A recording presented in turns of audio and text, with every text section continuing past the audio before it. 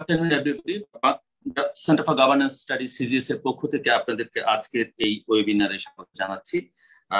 Digital security act বা digital নিরাপত্তা আইন 2018 এখন কি করতে হবে এই শিরোনামের ওয়েবিনারে আপনাদের অনেকেরই মনে থাকবার কথা বা নিশ্চয়ই আপনারা জানেন যে জগন্নাথ বিশ্ববিদ্যালয়ের শিক্ষার্থী খাদিজাতুল কুবরার নামে একটি মেয়ে, যিনি 2020 সালের অক্টোবর মাসে যখন ডিজিটাল সিকিউরিটি অ্যাক্টে তার বিরুদ্ধে মামলা হয় তখন তার বয়স ছিল 17 বছর এবং অথচ আমরা সবাই জানি যে তাকে প্রাপ্তবয়স্ক দেখিয়ে নিউ মার্কেটে এবং কলাবাগান থানায় দুটো মামলা করা হয়। এই মামলায় 8 বছরে বন্দী আছেন খাদিজাতুল কুবরা নামের শিক্ষার্থী এবং তার পরিবারের সদস্যদের বক্তব্য অনুযায়ী কিডনিতে পাথর সহ অন্যান্য জটিল রোগে আক্রান্ত থাকবার পরেও বারবার খাদিজার জামিন আবেদন নামঞ্জুর করা হচ্ছে। তার শারীরিক ও মানসিক অবস্থা বিবেচনা না করে মামলার রায়ের আগে মৃত্যুদণ্ডপ্রাপ্ত কয়েকদিনের জন্য নির্দিষ্ট কন্ডেম সেলে তাকে রাখা হচ্ছে। তার অপরাধ ছিল একটু ফেসবুক ওয়েবিনার হোস্ট করা, যেখানে একজন অতিথি বক্তা সরকার নিয়ে বিতর্কিত মন্তব্য করেছিলেন। কাজে আমরা নিশ্চিত নই যে আজকের এই ওয়েবিনার হোস্ট করবার কারণে আমার কিংবা যারা আলোচক হিসেবে এখানে আছেন তাদের কোনো মন্তব্যের কারণে আমরা ডিজিটাল সিকিউরিটি অ্যাক্টের আওতায় কোনো মামলার শিকার হব না। এই ওয়েবিনারটি এখন সিজিএস এর ফেসবুক পেজ এবং ইউটিউব পেজ থেকেও লাইভ সম্প্রসারিত হচ্ছে। কাজে যারা অনলাইনে আমাদের এই ওয়েবিনারটি দেখছেন তাদেরকেও স্বাগত। সাংবাদিক বন্ধুরা যারা ইতিমধ্যে আমাদের সঙ্গে যুক্ত হয়েছে তাদেরকেও আমি স্বাগত জানাই এই ওয়েবিনারে। এবং আমরা জানি যে ডিজিটাল সিকিউরিটি অ্যাক্ট, যেটি 2018 সালের অক্টোবর এই আইনটি জাতীয় সংসদে পাস হয়, এই আইনটি নিয়ে প্রথম থেকেই নানা মহলের নানা আপত্তি রয়েছে এবং সরকারের দিক থেকেও বিভিন্ন সময়ে বলা হয়েছে যে এই আইনটিতে তারা আনবেন, পরিবর্তন আনবেন। যখনই ডিপ্লোম্যাটরা তাদের সঙ্গে কথা বলতে গেছেন, বিশেষ করে সংশ্লিষ্ট মন্ত্রী আইনমন্ত্রীর সঙ্গে, তিনি বারবার বলেছেন যেটি সংশোধন করবেন। এমনকি একটা সময় একথাও বলেছেন যে সাংবাদিকদের বিরুদ্ধে এই আইনটি যেভাবে ব্যবহৃত হচ্ছিল সেভাবে হবে না। তখন অবশ্য আমরা অনেকেই বলেছি যে সাংবাদিকরা কি আলাদা গোত্রের কিনা, তাদের জন্য আলাদাভাবে একই আইনের প্রয়োগ ভিন্ন ভিন্ন ভাবে হবে কেন। কিন্তু এখন দেখা যাচ্ছে যে এই আইন সাংবাদিকদের বিরুদ্ধে তো বেশ ভালোভাবেই প্রয়োগ হচ্ছে এবং ব্যক্তি সাংবাদিক নয়, প্রতিষ্ঠান হিসেবেও কোনো কোনো সংবাদ মাধ্যম এই আইনের শিকার হচ্ছে। প্রথম আলো তার সর্বশেষ উদাহরণ। এবং আইনমন্ত্রী এখন বলছেন, অনেকের শুনে থাকবার কথা যে আমাদের সিজিএস এর ওয়েবিনারে সরকারের এক মন্ত্রী বলেছিলেন যে এই আইন সংশোধন করা হবে এবং আইনমন্ত্রী এবং অন্যান্য মন্ত্রীবর্গ এখন বলছেন যে এই আইনটি তারা বাতিল করবেন না, সংশোধনও করবার কোনো প্রয়োজন আছে বলে তারা মনে করেন না। শুধু যেটুকু তারা বলছেন সেটি হচ্ছে যে এই আইনের অপপ্রয়োগ যেন না হয়। আপনারা অনেকেই জানেন যে ইতিমধ্যেই জাতিসংঘ এই আইনটি বাতিল করতে বলেছে। মার্কিন যুক্তরাষ্ট্র এই আইনটিকে পৃথিবীর 5টি ড্রাকোনিয়ান ল যেগুলো তার মধ্যে অন্যতম একটি হিসেবে চিহ্নিত করেছে এবং সম্প্রতি বাংলাদেশের পররাষ্ট্রমন্ত্রী যুক্তরাষ্ট্রের পররাষ্ট্রমন্ত্রীর সঙ্গে ওয়াশিংটনে বৈঠক করেছেন। সেই বৈঠক শেষে আমাদের পররাষ্ট্রমন্ত্রী কিন্তু বলছেন যে যুক্তরাষ্ট্র এই আইন বাতিল করতে বলছে না, তারা বলছে এই আইনের যেন অপপ্রয়োগ না হয়। এবং এই আইনের ফলে নিরাপত্তা কোথায় গিয়ে ঠেকেছে আমরা সাধারণভাবে অফলাইনে আমাদের নিরাপত্তা কি সেটি জানি, অনলাইনে এক ধরনের সামাজিক মধ্যে নেটওয়ার্ক তৈরি করবার নানা সুযোগ আছে, সেটিকেও নানাভাবে এখন বাধার সম্মুখীন করা হচ্ছে। সব মিলিয়ে নির্বাচনের বছরটি, এই নির্বাচনের বছরে এই আইন আসলে এই আইনের প্রয়োগ কিভাবে হবে এবং এই আইন আসলে শেষ পর্যন্ত নির্বাচনকে কতটা ফ্রি ফেয়ার, যদি ফ্রি ফেয়ার ইলেকশনের জন্য আরো অনেক কিছু করবার আছে, অনেক রকমের দাবি আছে, কিন্তু যতক্ষণ পর্যন্ত এই আইনটি বহাল থাকছে ততক্ষণ পর্যন্ত বাংলাদেশে অবাধ সুষ্ঠু নিরপেক্ষ নির্বাচনের ন্যূনতম কোনো আশা করা যায় কিনা সেই প্রশ্ন অনেকেই তুলতে পারেন। এবং এই আইনের ক্ষেত্রে আরেকটি বিষয় লক্ষ্য করবার বিষয় হচ্ছে যে সাংবাদিকদের একটি মহল এখন এই আইনের পক্ষে পরোক্ষভাবে দাঁড়িয়ে গেছেন। প্রথম আলোর সাম্প্রতিক যে ঘটনা, প্রথম আলো কেন্দ্রিক, সেটিতে আমরা লক্ষ্য করেছি যে প্রথম আলোকে আসলে শেষ পর্যন্ত একদিকে সরকারের সঙ্গে লড়াই করতে হচ্ছে, তাকে সাংবাদিকদের একটা গোষ্ঠীর সঙ্গেও কিন্তু লড়াই করতে হচ্ছে। সো এই অবস্থাটা আমরা কিভাবে ট্যাকেল করবো সেটিও আলোচনার দাবি রেখে সেন্টার ফর গভর্নেন্স স্টাডিজ এই আইন যখন 2018 সালে হয় তারপর থেকে 2020 সালের জানুয়ারি থেকে এই আইনের অধীনে যত মামলা হয়েছে সেগুলোকে ট্র্যাক করবার চেষ্টা করছে, documenting the use of the tracking digital security act cases.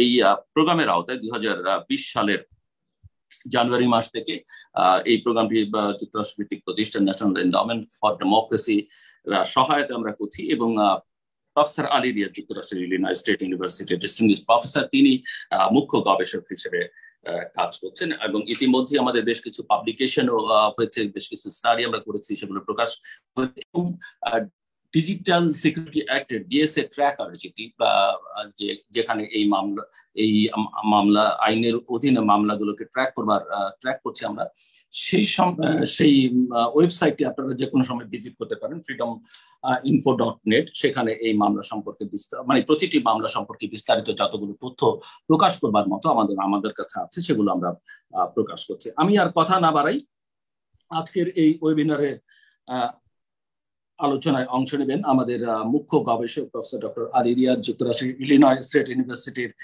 Distinguished professor এবং centre for governance studies CGS এর প্রতিষ্ঠা মণ্ডলীর সদস্য। এর বাইরেও তিনি ভিডেম, আটলান্টিক কাউন্সিল সহ বিভিন্ন আন্তর্জাতিক গবেষণা প্রতিষ্ঠানের সঙ্গে নানাভাবে যুক্ত। আমাদের সঙ্গে আলোচনায় অংশ নেবেন নির্বাচন কমিশনার অবসরপ্রাপ্ত brigadier general doctor Sakhawat Hossain, transparency international টিআইবির নির্বাহী পরিচালক ডক্টর ইফতেখারুজ্জামান, যারা ইতিমধ্যে এই আইনকে বাতিল করবার কথা বলেছেন, ঢাকা বিশ্ববিদ্যালয়ের ইতিহাস বিভাগের অধ্যাপক প্রফেসর ডক্টর মিসবাহ কামাল, এবং রাষ্ট্র সংস্কার আন্দোলনের অর্থনৈতিক সমন্বয়ক এবং ডিএসএ ভিকটিম নেটওয়ার্কের সদস্য দিদারুল ভুইয়া, যিনি এই আইনের অন্যতম একজন ভিকটিম।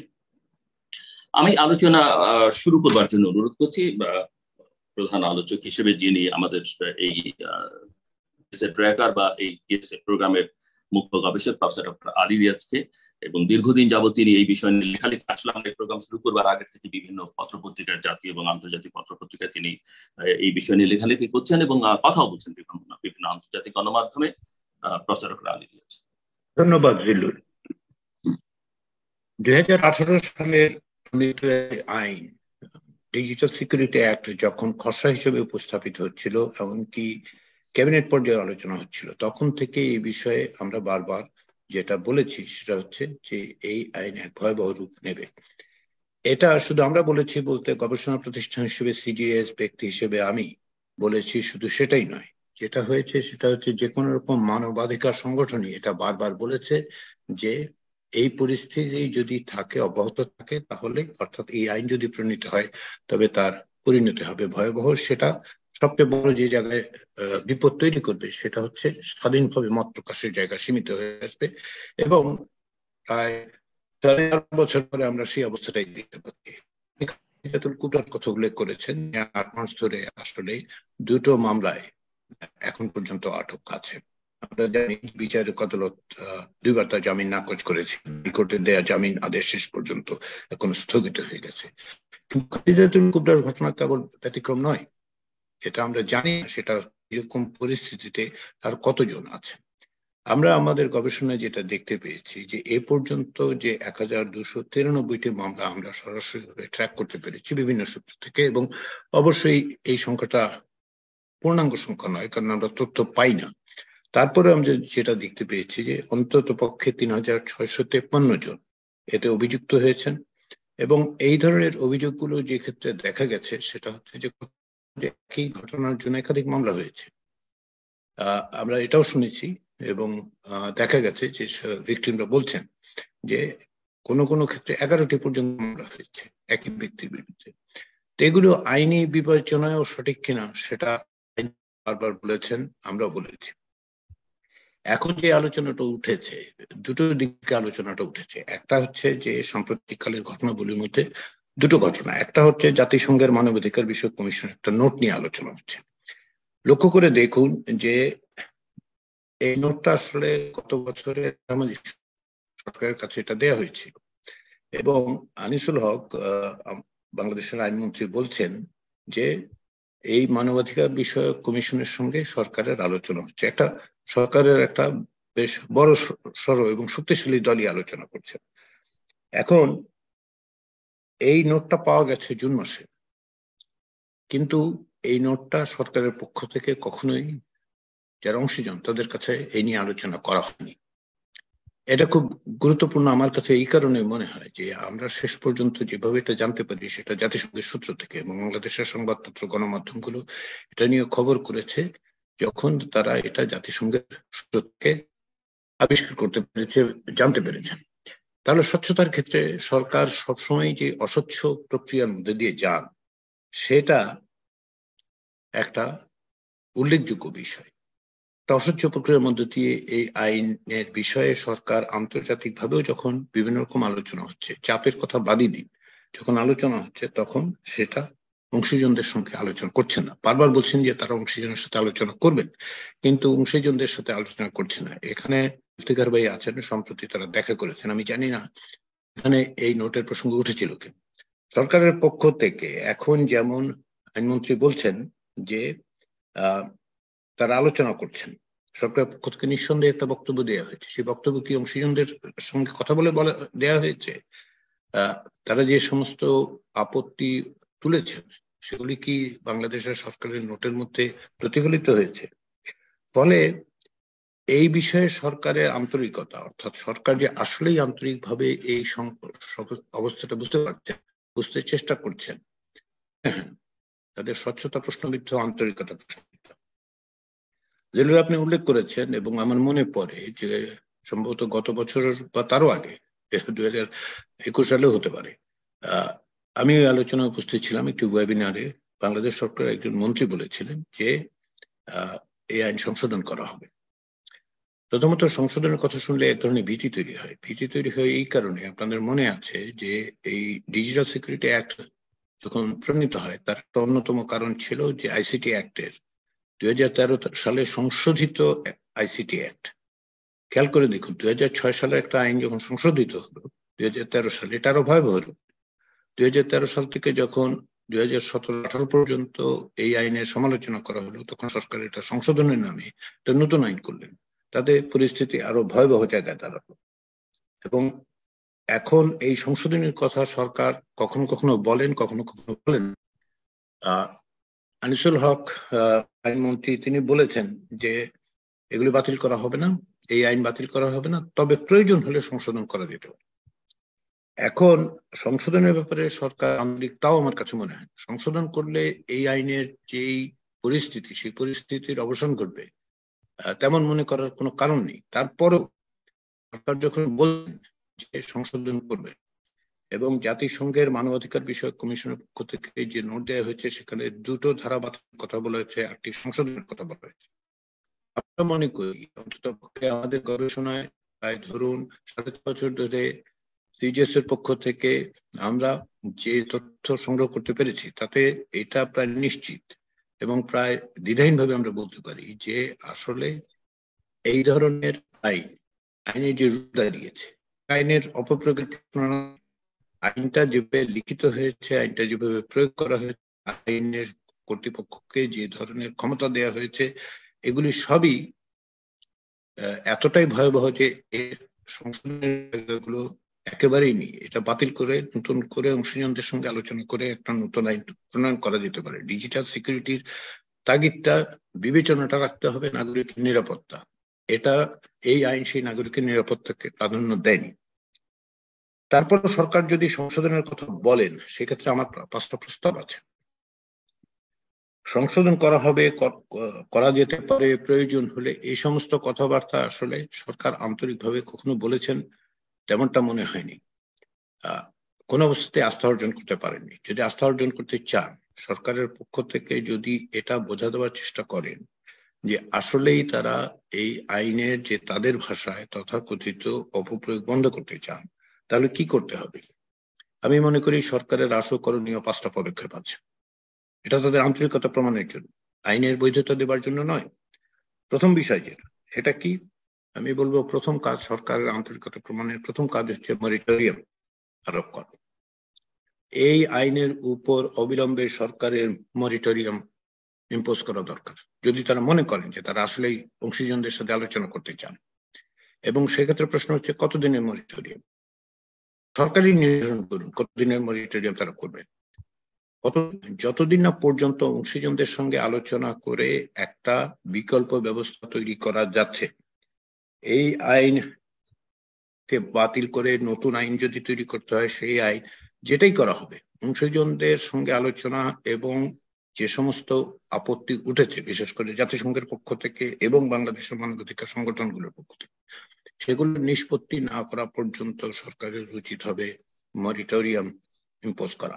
এখন অনেকে বলবেন যে এই সময় যে মনিটরিং করা হবে তখন এই আইনের আওতায় যে সমস্ত বিষয়গুলো আসে, যেমন ধরুন নারী এবং শিশু নির্যাতন, যেমন ধরুন মানহানি, এগুলি কিভাবে মোকাবেলা করা হবে? বাংলাদেশে এগুলির জন্য আইন আছে। ধরুন নারী এবং শিশু নির্যাতন আইন আছে, মানহানির জন্য দণ্ডবিধি আছে, সেগুলি মোকাবেলা করা যায়। যত 2018 সালের আগে সেগুলি মোকাবেলা করা হয়েছে এবং বাংলাদেশের আইনগুলো খুব সুস্পষ্ট ব্যাপারে, এগুলো করা যেতে পারে। এটা হচ্ছে 1 নম্বর। 2 নম্বর হচ্ছে সরকার যদি মনে করেন যে তারা বারবার তারা বলেন যে অপ্রয়োগ হয়েছে, কিন্তু আমরা তথ্য পাই না, সেজন্য দ্বিতীয় কাজ যেটা, সেটা ডিএস এর আওতায় যতগুলো মামলা হয়েছে সরকারের কাজ হচ্ছে সেই মামলাগুলোর একটা তালিকা প্রকাশ করা। সেটা হোয়াইট পেপার হিসেবে করবেন, কিভাবে করবেন এটা তাদের সিদ্ধান্ত। কার বিরুদ্ধে কোন ধরনের মামলা হয়েছে, মামলার কি অবস্থা, কতগুলো মামলার নিষ্পত্তি হয়েছে। আপনাদের মনে আছে যে সাদ হামাদি এই জন্য তথ্য চেয়েছিলেন, এই তথ্যগুলি দেওয়া হয়নি। আমরা আবার বিভিন্ন ভাবে যখন তথ্য সংগ্রহ করার চেষ্টা করি, আমরা বিভিন্ন রকম প্রতিবন্ধকতার মোকাবেলা করছি। সেই অবস্থায় সরকার যদি সত্যি সত্যি কোন রকম স্বচ্ছতা আনতে চান, তাদের দ্বিতীয় কাজ হচ্ছে এই আইনের আওতায় গত 4.5 বছরে যত মামলা হয়েছে তার তালিকা প্রকাশ করা। প্রত্যেকটা মামলার বিরুদ্ধে কোন ধারায়, কিভাবে, কি অবস্থায় আছে সেই মামলা, কতবার এই সমস্ত জামিন নাকচ হয়েছে, কতটা নিষ্পত্তি হয়েছে, সেগুলি জানানো দরকার। 3 নম্বর বিষয়, একটা বিষয় আমরা সবসময় লক্ষ্য করেছি যে অধিকাংশ ক্ষেত্রে আইনের মধ্যে পুলিশকে তদন্ত করার জন্য যতটা সময় দেওয়া হচ্ছে সেগুলো মানা হয়নি। সরকার বলছেন অপপ্রয়োগ হচ্ছে। এখন প্রশ্ন হচ্ছে যে পুলিশ আসলে আইন মানছে কিনা, তাদের লিখিত আইন তারা মানছেন কিনা। পুলিশকে অভাবনীয় ক্ষমতা দেওয়া হয়েছে। এখন এই পর্যন্ত যতগুলো মামলা হয়েছে সেগুলোর ক্ষেত্রে আইনের নির্ধারিত 60+15 75 দিনের মধ্যে তদন্ত প্রতিবেদন কি দেওয়া হয়েছে? সাধারণভাবে আমাদের অবজারভেশন হচ্ছে হয়নি। অধিকাংশ ক্ষেত্রে সেটা হয়নি। আমরা এটা জানতে চাইতে পারি। সরকারের উচিত হবে, সরকার যে তৃতীয় সেটা হচ্ছে এই পর্যন্ত মামলাগুলোর ক্ষেত্রে পুলিশ নির্ধারিত সময়ে সেই সমস্ত রিপোর্ট দিয়েছে কিনা সেটা জানানো। 4 নম্বর বিষয়, এই আইনে যারা আটক আছেন তাদের অবিলম্বে জামিন দেয়া হোক, অবিলম্বে। এখন অনেকে বলবেন যে ধরুন এই আইনের মামলা আওতায় তো জালিয়াতির মামলা আছে, নারীদের উপর নির্যাতনের ব্যাপার আছে। এগুলো মোকাবেলা করার জন্য তাদের বিরুদ্ধে অবিলম্বে, যদি আপনার কাছে, সরকারের কাছে সুনির্দিষ্ট অভিযোগ থাকে, যদি তথ্য থাকে যে একজন জালিয়াতি করেছে, সেজন্য জালিয়াতির জন্য দণ্ডবিধিতে যথেষ্ট পরিমাণে আইন আছে, সেগুলো ব্যবহার করুন। কিন্তু এখন পর্যন্ত আমরা যেটা দেখেছি যে ইনডিসক্রিমিনেটলি, নির্বিচার ভাবে কারো বিরুদ্ধে মামলা, এমন ক্ষেত্র বিশেষে মামলা হওয়ার আগে উঠে নেওয়া হয়েছে। ব্যক্তির অবস্থা কি, এখানে দিদারুল আছেন, তিনি বলবেন। কিন্তু আমরা তো দেখেছি, প্রাতিষ্ঠানিক ভাবেও সেটা আমরা দেখেছি, আমাদের যে কোনো পর্যবেক্ষণ সংবাদপত্রগুলোতেও আমরা দেখেছি। ফলে সরকারের আন্তরিকতা প্রমাণ করার জন্য, যদি সরকার মনেই করেন যে করবেন, তারা সংশোধন করতে চান, তারা এই আইনটাকে রক্ষা করতে চান, তাহলে তাদের কাজ হবে এটা করা যে এই আইনে যারা আটক আছেন তাদের অবিলম্বে জামিন দেওয়া। আবারও বলি, খাদিজাতুল কুবরার কথা উল্লেখ করেছেন। আমরা জানি মোস্তাকের কি অবস্থা হয়েছে, মোস্তাকের মৃত্যুর কারণ আমরা জানি। দীর্ঘদিন ধরে 1 বার নয়, 2 বার নয়, 6 বার তার জামিন নাকচ হয়েছে। আমরা পরিস্থিতি জানি এবং এই ধরনের ঘটনাগুলো পুনঃ পুনঃ ঘটছে, অহরহ ঘটছে, বারবার ঘটছে। 5 নম্বর বিষয় যেটা আমি মনে করি সেটা হচ্ছে যারা ভুক্তভোগী, যাদের বিরুদ্ধে মামলা খারিজ হয়েছে, মামলা নিষ্পত্তি হয়েছে, যারা নির্দোষ প্রমাণিত হয়েছে, তাদের আসলে কোনো না কোনো ভাবে ক্ষতিপূরণের ব্যবস্থা করা দরকার। এবং সেই ক্ষতিপূরণের ব্যবস্থা কি করা হবে সেটা আমি হয়তো নির্ধারণ করব না, আমি সরকারকেও নির্ধারণ করতে বলছি না। আমি বলছি যে একটা বিচার বিভাগীয় কমিটি করুন, যারা গত 4.5 বছর ধরে বিভিন্ন সময় ক্ষেত্র বিশেষে প্রধানত প্রতিহিংসার শিকার হয়ে একেবারে বেজলেস ভাবে এই সমস্ত মামলা মোকাবেলা করেছেন এবং শেষ পর্যন্ত এমনকি আদালতের নির্দেশ প্রমাণিত হয়েছে। অধিকাংশ ক্ষেত্রে মামলা আসলে খারিজ হয়ে যাচ্ছে। তার মানেটা কি? ইতিমধ্যে প্রি ট্রায়াল ডিটেনশনের জন্য তাদেরকে দিনের পর দিন, মাসের পর মাস কারাগারে আটক থাকতে হয়েছে। আর্থিক ক্ষতির কথা বাদ দিন, মানসিক যে ট্রমা তৈরি করা হয়েছে এই সমস্ত তার একটা কম্পেনসেশন নিশ্চয়ই দিতে হবে। এবং সরকার প্রমাণ করুক যে হ্যাঁ তারা বুঝতে পেরেছেন। তারাই বলছেন, আমি আবারও বলি, তারা বলছেন, সব মন্ত্রী, সেটা বিভিন্ন সময় আইনমন্ত্রী সমেত সবাই বলছেন হ্যাঁ অপপ্রয়োগ হচ্ছে। তাহলে যদি অপপ্রয়োগ ক্ষেত্রে অপপ্রয়োগ হয়েছে, তাদের হিসাব অনুযায়ী কটা ক্ষেত্রে তাদের ব্যাপারে কি করা হয়েছে?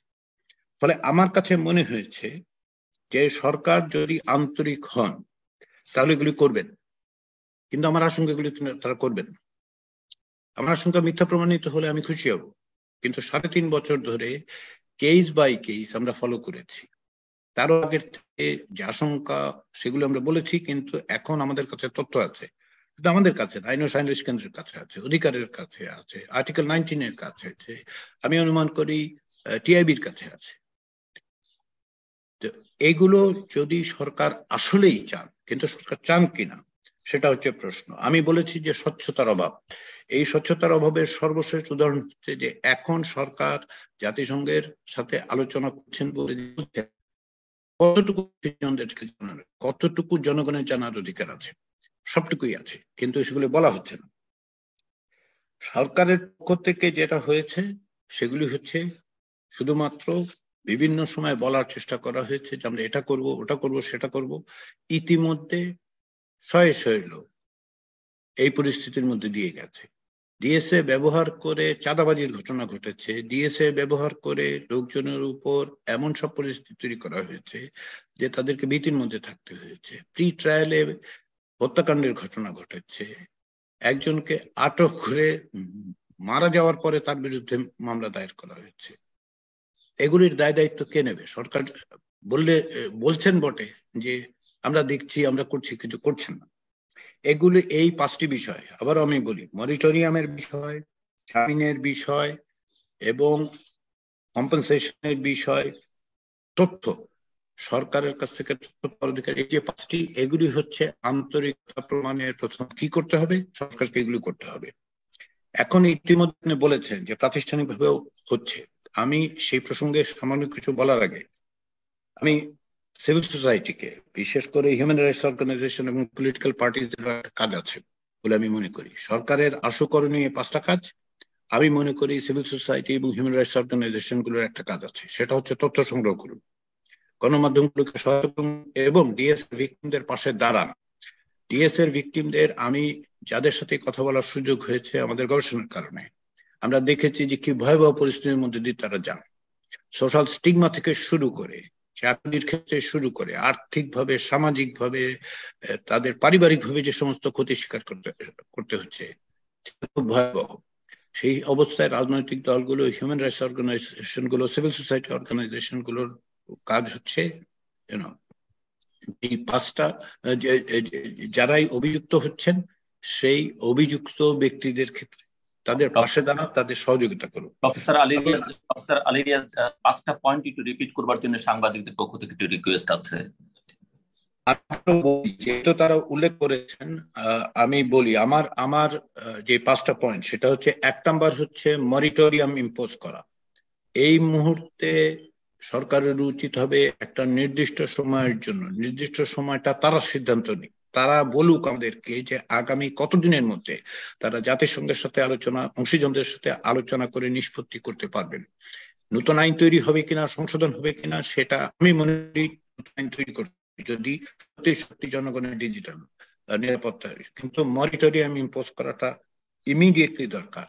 এবং এই সময় অন্যান্য আইনে বিভিন্ন রকম অপরাধ মোকাবেলা করা যায়। 2 নম্বর হচ্ছে যত মামলা হয়েছে তার তালিকা প্রকাশ করতে হবে। শুধু মামলার নাম্বার দিলে হবে না, কার বিরুদ্ধে কোন মামলা হয়েছে, কোন ধারায় মামলা হয়েছে, কি অবস্থা আছে, কিভাবে নিষ্পত্তি হয়েছে, কোথায় নিষ্পত্তি হয়েছে, সেটা ব্যবস্থা করতে হবে। 3 নাম্বার হচ্ছে এই পর্যন্ত যত মামলা হয়েছে সেগুলোর ক্ষেত্রে পুলিশ নির্ধারিত কতদিনের মধ্যে তদন্ত প্রতিবেদন দিয়েছে সেটা আমাদেরকে জানাতে হবে। 4 নাম্বার হচ্ছে এই আইনে যারা আটক আছেন তাদের সকলকে জামিন দিতে হবে। যাদের বিরুদ্ধে সুনির্দিষ্ট ধরুন জালিয়াতি, ফ্রড ইত্যাদির অভিযোগ আছে, নারী নির্যাতন বা নারীদের হ্যারাস করার অভিযোগ আছে, তাদের বিরুদ্ধে ভিন্নভাবে মামলা করুন, সেগুলোর জন্য আইন আছে। 5 নাম্বার হচ্ছে ভুক্তভোগী যাদের বিরুদ্ধে মামলা খারিজ হয়েছে, যারা নির্দোষ প্রমাণিত হয়েছেন, তাদের কি করে ক্ষতিপূরণ দেয়া যায় সেই জন্য বিচার বিভাগীয় একটা কমিটি তৈরি করুন। এগুলো হচ্ছে আমার পয়েন্ট। সিভিল সোসাইটির কাছে আমার আহ্বান হচ্ছে যে আপনাদের দায়িত্ব হচ্ছে প্রত্যেকটা কেস ডকুমেন্ট করুন, প্রত্যেকটা জিনিস গণমাধ্যমকে জানান এবং সর্বোপরি ভিকটিমসের পাশে দাঁড়ান। ভিকটিমসরা যে কি পরিস্থিতির মধ্যে দিয়ে যায়, আমি একাধিক ভিকটিমের সাথে কথা বলে, গবেষণার কারণে একাধিক ভিকটিমের সাথে কথা বলে আমরা যা দেখেছি, আবার বলি দিদারুল এখানে আছেন, তিনি ভিকটিমস নেটওয়ার্কের সঙ্গে যুক্ত, তারা আরো ভালো বলতে পারবেন। কিন্তু আমরা এগুলি এই ভয়াবহ পরিস্থিতি দেখেছি। এখন আরেকটা প্রশ্ন উঠেছে যেটা আপনি জেলুর বলেছেন, সেটা হচ্ছে কেউ কেউ বলছেন যে এই আইন রেখেই আবার শুধুমাত্র সংবাদপত্রগুলোর জন্য প্রেস কাউন্সিলে যাওয়া যায় কিনা। প্রেস কাউন্সিল নিয়ে আমি খুব উৎসাহী নই, কারণ প্রেস কাউন্সিল যেভাবে একটা কোয়াজি বডিতে তৈরি করা হয়েছে, যে ধরনের কোয়াজি লিগ্যাল বডিতে তৈরি করা হয়েছে, এটা ইনস্ট্রুমেন্টে পরিণত হয়েছে। এই ইনস্ট্রুমেন্টটা আসলে কোনো আমার মনে হয় না যে স্বাধীন সাংবাদিকতার জন্য সহায়ক হবে। তাদের কাছে এমন পিউনিটিভ মেজারের হিসেবে ফাইন করে ফাইন করার ব্যবস্থা করা হচ্ছে, জরিমানা করার, এগুলো কোন অবস্থাতেই স্বাধীন সাংবাদিকতার জন্য মত প্রকাশের জন্য অনুকূল নয়। ফলে এই মুহূর্তে সরকারের করণীয় হচ্ছে, যদি এগুলো হচ্ছে আন্তরিকতা প্রমাণের, আবারও বলি এগুলি বলার অর্থ এই নয় যে এই পদক্ষেপগুলি নিলেই ডিজিটাল সিকিউরিটি অ্যাক্টের সমস্ত রকম দোষ ত্রুটি উধাও হয়ে যাবে। এই আইন বাতিলের আসলে কোনো বিকল্প নাই, কিন্তু একটা মিড পয়েন্টকে যদি মিট করতে হয় তাহলে সরকার এগুলি করে দেখাক, সিভিল সোসাইটিকে, হিউম্যান রাইটস অর্গানাইজেশন গুলোকে, নাগরিকদেরকে। সেই জায়গার থেকে আমরা মনে হয় যে সকলের জন্য আলোচনার একটা পথ খুলতে পারবো। কিন্তু সরকার অনমনীয় ভাব দেখাচ্ছেন, এটা খুব ইতিবাচক নয়। অস্বচ্ছ প্রক্রিয়ার মধ্য দিয়ে তারা যাচ্ছেন, এটা ভয়াবহ, এটা উদ্বেগজনক। সামনে নির্বাচনের কথা বলা হচ্ছে, এই অবস্থায় এগুলো আসলে এক ধরনের ওয়েপন হিসেবে ব্যবহার করা হচ্ছে। এইটা শুরুর থেকে ওয়েপনাইজ করা হয়েছে, ক্রিমিনালাইজ করা হয়েছে ফ্রিডম অফ এক্সপ্রেশনকে। এখন পরিস্থিতি আরো খারাপের দিকে যাবে বলে আমার আশঙ্কা। সেই জন্যই সিভিল সোসাইটি এবং এদের এই ভিকটিমদের পাশে দাঁড়ানো দরকার, ইনফরমেশন ইস্যু করা দরকার, এবং সরকারকে যে চাপটা দেওয়া দরকার সেই চাপটা হচ্ছে এই আইনটা বাতিল করতে হবে। যদি বাতিল নাও করেন এই মুহূর্তে অবিলম্বে মনিটরিয়াম। ধন্যবাদ। ধন্যবাদ প্রফেসর ডক্টর আলী রিয়াজ, আপনার মূল্যবান মতামত এবং পরামর্শের জন্য। আমাদের এই ওয়েবিনার আমি আগেও বলেছি যে ফেসবুক, ইউটিউব থেকে সরাসরি সম্প্রচারিত হচ্ছে, লাইভ স্ট্রিম হচ্ছে, এবং টুইটারেও এই ওয়েবিনারের যে বক্তব্যগুলো বিভিন্ন পর্যায়ে আসছে সেগুলো টুইট করা হচ্ছে। আমি শুরুতে যেমনটা বলছিলাম যে খাদিজাতুল কুবরার কথা 2020 সালের অক্টোবর মাসে ডিজিটাল সিকিউরিটি অ্যাক্টে তার বিরুদ্ধে একটি মামলা হয়। 17 বছর তখন বয়স, স্লিপ অফ টাং আমি তাকে প্রাপ্ত বয়স্ক দেখিয়ে আসলে মামলাগুলো করা হয়। নিউ মার্কেটে 19 বছর দেখিয়ে, নিউ মার্কেট থানায়, কলাবাগান থানায় 21 বছর দেখিয়ে মামলাগুলো করা হয়। শুধু খাদিজাই নয়, আরো যেমন আমরা আল নাহিয়ান বিন হাসানের কথা জানি, 2 মাস 10 বছর বয়সী একটি শিশু, তার বিরুদ্ধে ডিজিটাল সিকিউরিটি অ্যাক্টে মামলা হয়। দীপ্তি নামে একটি মেয়ে যার বয়স ছিল 17, তার বিরুদ্ধে মামলা হয়। ইমন নামের 14-15 বছর একটি কিশোরের নামেও মামলা হয়। এবং প্রফেসর আলিয়া যেমনটা উল্লেখ করছিলেন যে তদন্ত প্রতিবেদন জমা দেওয়ার কতটা হয়েছে আমরা ঠিক জানি না। আসলে প্র্যাকটিক্যালি সিজিএস এর কাছে এখন পর্যন্ত যেসব তথ্য আছে, 75 দিনের ভেতরে তদন্ত প্রতিবেদন জমা দেওয়ার কথা থাকলেও আমাদের রেকর্ডে যা এখন পর্যন্ত নির্দিষ্ট সময়ের মধ্যে কোনো তদন্ত প্রতিবেদন জমা দেওয়া হয়নি। ভিকটিমদের কথা প্রফেসর আলী রিয়াজ উল্লেখ করেছেন যে আমরা আসলে চিত্রটা কতটা ভয়াবহ সবাই জানি না। তো সেই খানিকটা বোঝার জন্য আমরা এখন ডিএসএ ভিকটিম নেটওয়ার্কের সদস্য এবং রাষ্ট্র সংস্কার আন্দোলনের অর্থনৈতিক সমন্বয়ক দিদারুল ভূঁইয়ার কাছ থেকে শুনতে চাইবো, যিনি নিজেও একজন ভিকটিম। দিদারুল ভূঁইয়া, আপনার জন্য 10 মিনিট সময়। জি, ধন্যবাদ। আমাকে শোনা যাচ্ছে আশা করি। তো আহ, জি, আমরা শুনতে আহ, স্যার কয়েকটা খুব গুরুত্বপূর্ণ কথা বলছেন। আমি শুরুতে একটু আমার মামলাটার বিষয়ে বলি, তারপরে আমি ডিএসএ, ভিকটিমস নেটওয়ার্ক এবং আমার কিছু মতামত দিতে যাই। তো প্রথমত, আহ, আমার যখন মামলাটা করা হয় তখন আমি আসলে রাষ্ট্র চিন্তার সদস্য ছিলাম, তখন রাষ্ট্র সংস্কার আন্দোলন হয়নি। এবং করোনার খুব একটা প্রকট সময় 5ই মে, আমরা সেই সময়টা আমরা আসলে আহ স্বাভাবিকভাবে আমরা যেহেতু একটা সংগঠন, আমরা অন্যান্য সংগঠনগুলোর মতো আমরা আসলে এই তখন যে করোনার ভিকটিম ছিলেন যারা, তাদের জন্য আসলে বিভিন্ন ধরনের আপনার সামাজিক উদ্যোগ নিচ্ছিলাম। তাদেরকে খাবার পৌঁছে দেওয়া, রান্না করা খাবার পৌঁছে দেওয়া, তাদের বিভিন্ন যে গিয়ার্স গুলো লাগে ভলান্টিয়ারদের, সেগুলো পৌঁছে দেওয়া, এইরকম। একই সঙ্গে তখন আমরা স্যার, তারপরে ব্যারিস্টার জুয়েল বড়ুয়া, এরকম বেশ কিছু বিশিষ্ট ব্যক্তিত্বদেরকে নিয়ে আমরা একটা নেটওয়ার্ক করলাম। সেটা হচ্ছে যে আপনার দুর্যোগ সহায়তা মনিটরিং কমিটি, একটা কমিটি করলাম। এবং এই কমিটি থেকে আমরা রিপোর্ট প্রকাশ করলাম। কোনোটাই আমাদের data না, আমাদের কোনো গবেষণা, কোনো কিছু না, আমরা শুধুমাত্র সরকারি ডেটা, সেটাকে আসলে আমরা প্রসেস করে আমরা দেখালাম, আমরা পেলাম যে করোনার মধ্যে যেখানে আসলে সরকারি হিসেবে সবচেয়ে গরিব এলাকা, বাংলাদেশের সবচেয়ে দরিদ্র এলাকা হচ্ছে কুড়িগ্রাম, সেখানে আসলে জনপ্রতি যে সাহায্য এবং টাকা এবং খাবার, সেটা গেছে হচ্ছে সবচেয়ে কম পরিমাণে জনপ্রতি, গরিব প্রতি। এবং অন দা কন্ট্রারি আপনার নারায়ণগঞ্জ, যেটা একটা ধনী এলাকা, সরকারি জরিপ অনুযায়ী, থানা জরিপ অনুযায়ী, সেইখানে আসলে আপনার এই খাবার এবং সাহায্য, অর্থ সাহায্য যেটা গেছে সেটা আসলে সর্বোচ্চ পরিমাণে। তো এইটা তো একটা অসাম্য, এটা তো হওয়ার কথা ছিল না, হওয়ার কথা ছিল উল্টোটা। তো স্বাভাবিকভাবে এটা report এ আসে এবং আমরা এটা প্রচার করি, এবং এই যে প্রচার করি, তার মনে হয় 2-3 দিন পরেই আমি আসলে বেশ কিছু হুমকি ধামকি পাই, এবং এক পর্যায়ে আমাকে আমার অফিস থেকে তুলে নিয়ে যাওয়া হয়। আহ আমাকে র্যাব 3-এর অফিসে নিয়ে যাওয়া হয়, এবং আমাকে যখন নিয়ে যাওয়া হয় এরপরে আবার সেটা অস্বীকার করা হয়। আমার সহকর্মীরা তখন আধা ঘন্টার মধ্যে, এটা খুব গুরুত্বপূর্ণ যে আমার সহকর্মীরা কেউ ভয় পেয়ে পালান নাই, সবাই বরঞ্চ একেবারে আধা ঘন্টা, 1 ঘন্টা, বড় জোর 1.5 ঘন্টা 2 ঘন্টার মধ্যে আমার এলাকার যতগুলো আশেপাশে যতগুলো র্যাব অফিস ছিল সবগুলোতে আসলে তারা একরকম গিয়ে হামলে পড়ছেন, যে ওয়ার ইজ দিদার। আমার ফ্যামিলি থেকে আমাদের লোকাল থানায় গিয়ে জিডি করার চেষ্টা করা হচ্ছে, কিন্তু কেউ একটা মানে থেকে কোনো একটা এজেন্সি বলেন, সংগঠন, থেকে, সংস্থা থেকে আসলে আমাকে যে তুলে নেওয়া হয়েছে এটা আসলে অ্যাকসেপ্ট করা হয় না বা স্বীকার করা হয় না। থানা থেকে বলা হয় যে আপনারা যেভাবে লিখে আনছেন যে র্যাব তুলে নিয়ে গেছে, এইটা বললে আমরা আসলে জিডি করতে পারবো না। আপনারা বলেন যে উনি আসলে বাইরে গেছেন এবং আসতে পারেন না, মানে আসেন নাই, বাইরে বাইরে গিয়ে আর আসেন নাই। তো এরকম বলে। তো একদিন আমাকে গুম রাখা হয়, এবং সেই সময়টা আমার সঙ্গে 7 ঘন্টা জিজ্ঞাসাবাদ করা হয়। চোখে আমাকে 3 পরতের কাপড় দিয়ে এবং হাতে হ্যান্ডকাপ পরায়। এবং সেই সময়টায় ধরেন যে মানে 7 ঘন্টা যদি জিজ্ঞাসাবাদ আসলে করা হয়, চোখে কাপড় দিয়ে এবং হাতে হ্যান্ডকাপ পরায়, আহ এটা আসলে মানসিক অবস্থা কি হইতে পারে, এটা আসলে ভুক্তভোগী ছাড়া কারো আসলে বোঝার কোনো, আমার মনে হয় যে আসলে সুযোগ নেই। আমাকে এরপরে আহ একদিন পরে আমাকে আসলে রমনা থানায় দেখানো হয় যে আমি একটা ডিএসসি এর একটা মামলায় আমি আসামি, এভাবে আসলে রেফার করে দেখানো হয়। এবং ওইখানে মামলার এজাহারে বলা হয় যে আমি 3টা ল্যাপটপ, না 3টা, সরি, 2টা কম্পিউটার, 2টা সিপিইউ, একটা ল্যাপটপ নিয়ে আমি নাকি একটা কি বলে হসপিটালের সামনে আমি আসলে ছিলাম, সেখান থেকে আমাকে, তো এতগুলো জিনিস নিয়ে মানুষ কেন হসপিটালের সামনে থাকে আসলে, এইসব যুক্তি তো আসলে যুক্তিতর্কের কোনো বালাই তো আসলে নাই। আরেকটা জিনিস বলে, এরপর আমাকে স্বাভাবিকভাবে আপনার কোর্টের মাধ্যমে জেলে পাঠানো হয়, এবং আমি সেখানে 5 মাস জেল খাটি। 5 মাস পরে যখন আমি আসি, তারও আবার মনে হয় 3 মাস বা 3.5 মাস, 4 মাস পরে আসলে আমার নামে আসলে আপনার চার্জশিট দেওয়া হয়। এবং খুবই ইন্টারেস্টিং যে চার্জশিটে তারা যে প্রমাণটা দেয় সেটা হচ্ছে যে আমি জেল থেকে বের হয়ে আসার আরো মানে 2 আড়াই মাস, 3 মাস পরে। মানে তার মানে হচ্ছে তারা যখন আমার নামে যে মামলাটা করলো, সেটা আসলে তারা মামলাটা করলো যে ভবিষ্যতে আমি একটা অপরাধ করছি, সেটার আসলে সেটার জন্য তারা আসলে আমাকে, আমার নামে আসলে মামলাটা করলেন।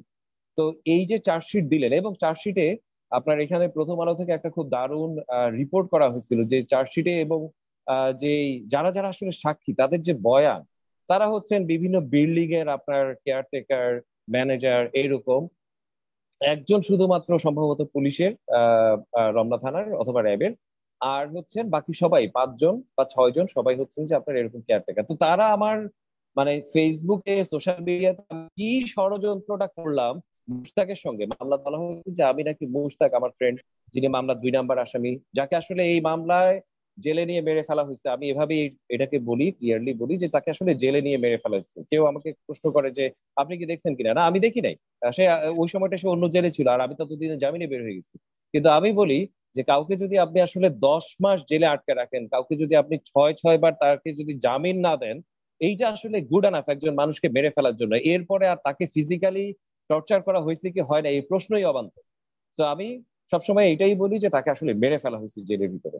তো আমার বন্ধু মুশতাককে যে মেরে ফেলা হয়েছে, আমার মামলায় আমাকে বলা হয় যে আমি হচ্ছে মুশতাকের বন্ধু এবং মুশতাকের সঙ্গে আমি দেশ দেশ বিরোধী, রাষ্ট্র বিরোধী, সরকার বিরোধী এবং এরকম আরো কিছু কিছু টার্মস বলে আমাকে বলা হয়েছে যে আমি নাকি ষড়যন্ত্র করছি এবং তার নাকি প্রমাণ তারা পাইছে। এবং যে প্রমাণটা তারা দিচ্ছেন সেটা হচ্ছে 3 মাস পরে আমার একটা ফেসবুক স্ট্যাটাস, একটা কবিতা, বেসিক্যালি একটা কবিতা, কবিতাটা আমার সঙ্গে নাই এখন, কিন্তু সিম্পল একটা কবিতা এরকম ছিল যে কথা ছিল আমি সাম্য পাবো, কথা ছিল আমি আসলে মানবিক মর্যাদা পাবো, কথা ছিল আমি আসলে এই ধরনের ন্যায় বিচার পাবো। কিন্তু সেইখানটা আমি পেলাম হচ্ছে আসলে আপনার মনে করেন ধনী দরিদ্রের সর্বোচ্চ ব্যবহার, সর্বোচ্চ ব্যবধান, আমি পেলাম আসলে জুলুম, আমি পেলাম আসলে নির্যাতন, নিপীড়ন, মত প্রকাশের অধিকার নেই, এইরকম ডিএসএ মামলা এরকম ছিল আমার কবিতাটা। এবং এই কবিতাটাকে আসলে ডিএসএ মামলায় আমার নামে আমার বিরুদ্ধে প্রমাণ হিসেবে উপস্থাপন করা হয়।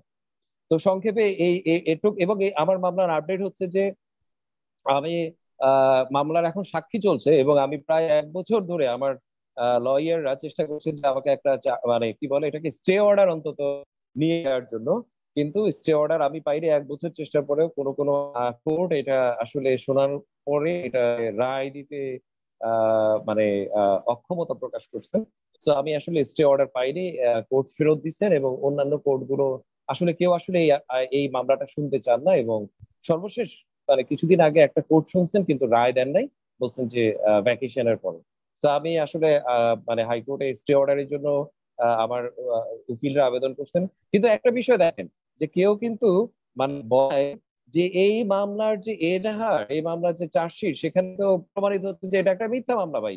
আপনার মামলার আপনি প্রমাণ দিচ্ছেন যেটা হচ্ছে যে তিনি জামিনে বের হয়ে আসা 3 মাস বলছেন যে এই মামলার আসলে প্রমাণ। তাহলে এইখানে তো উল্টা তাদের বিরুদ্ধে পাল্টা মামলা হয়ে যাওয়া উচিত যে তারা কিভাবে এইভাবে ফোর্সই করতে পারলো যে ভবিষ্যতে আমি একটা অপরাধ করব সেটার জন্য। এটা যদি অপরাধ হয়েও থাকে, এই কবিতাটা যদি অপরাধ হয়েও থাকে, তো আর আমার কাছে যেটা জিনিসটা মনে হয় যে এই যখন আসলে ডিএসএ, এই যখন আসলে ডিএসএ এর প্রয়োগ, তখন আমি ব্যর্থ ভাবে আসলে বলি যে ডিএসএ হচ্ছে যে একটা মানে এই আইনটা মানাটা আসলে রাষ্ট্রদ্রোহিতা। আমার নামে যে 4টা অভিযোগ, একটা হচ্ছে রাষ্ট্রদ্রোহিতা, দেশদ্রোহিতা, রাষ্ট্রের বিরুদ্ধে ষড়যন্ত্র এবং সরকারের বিরুদ্ধে ষড়যন্ত্র আমি করছি।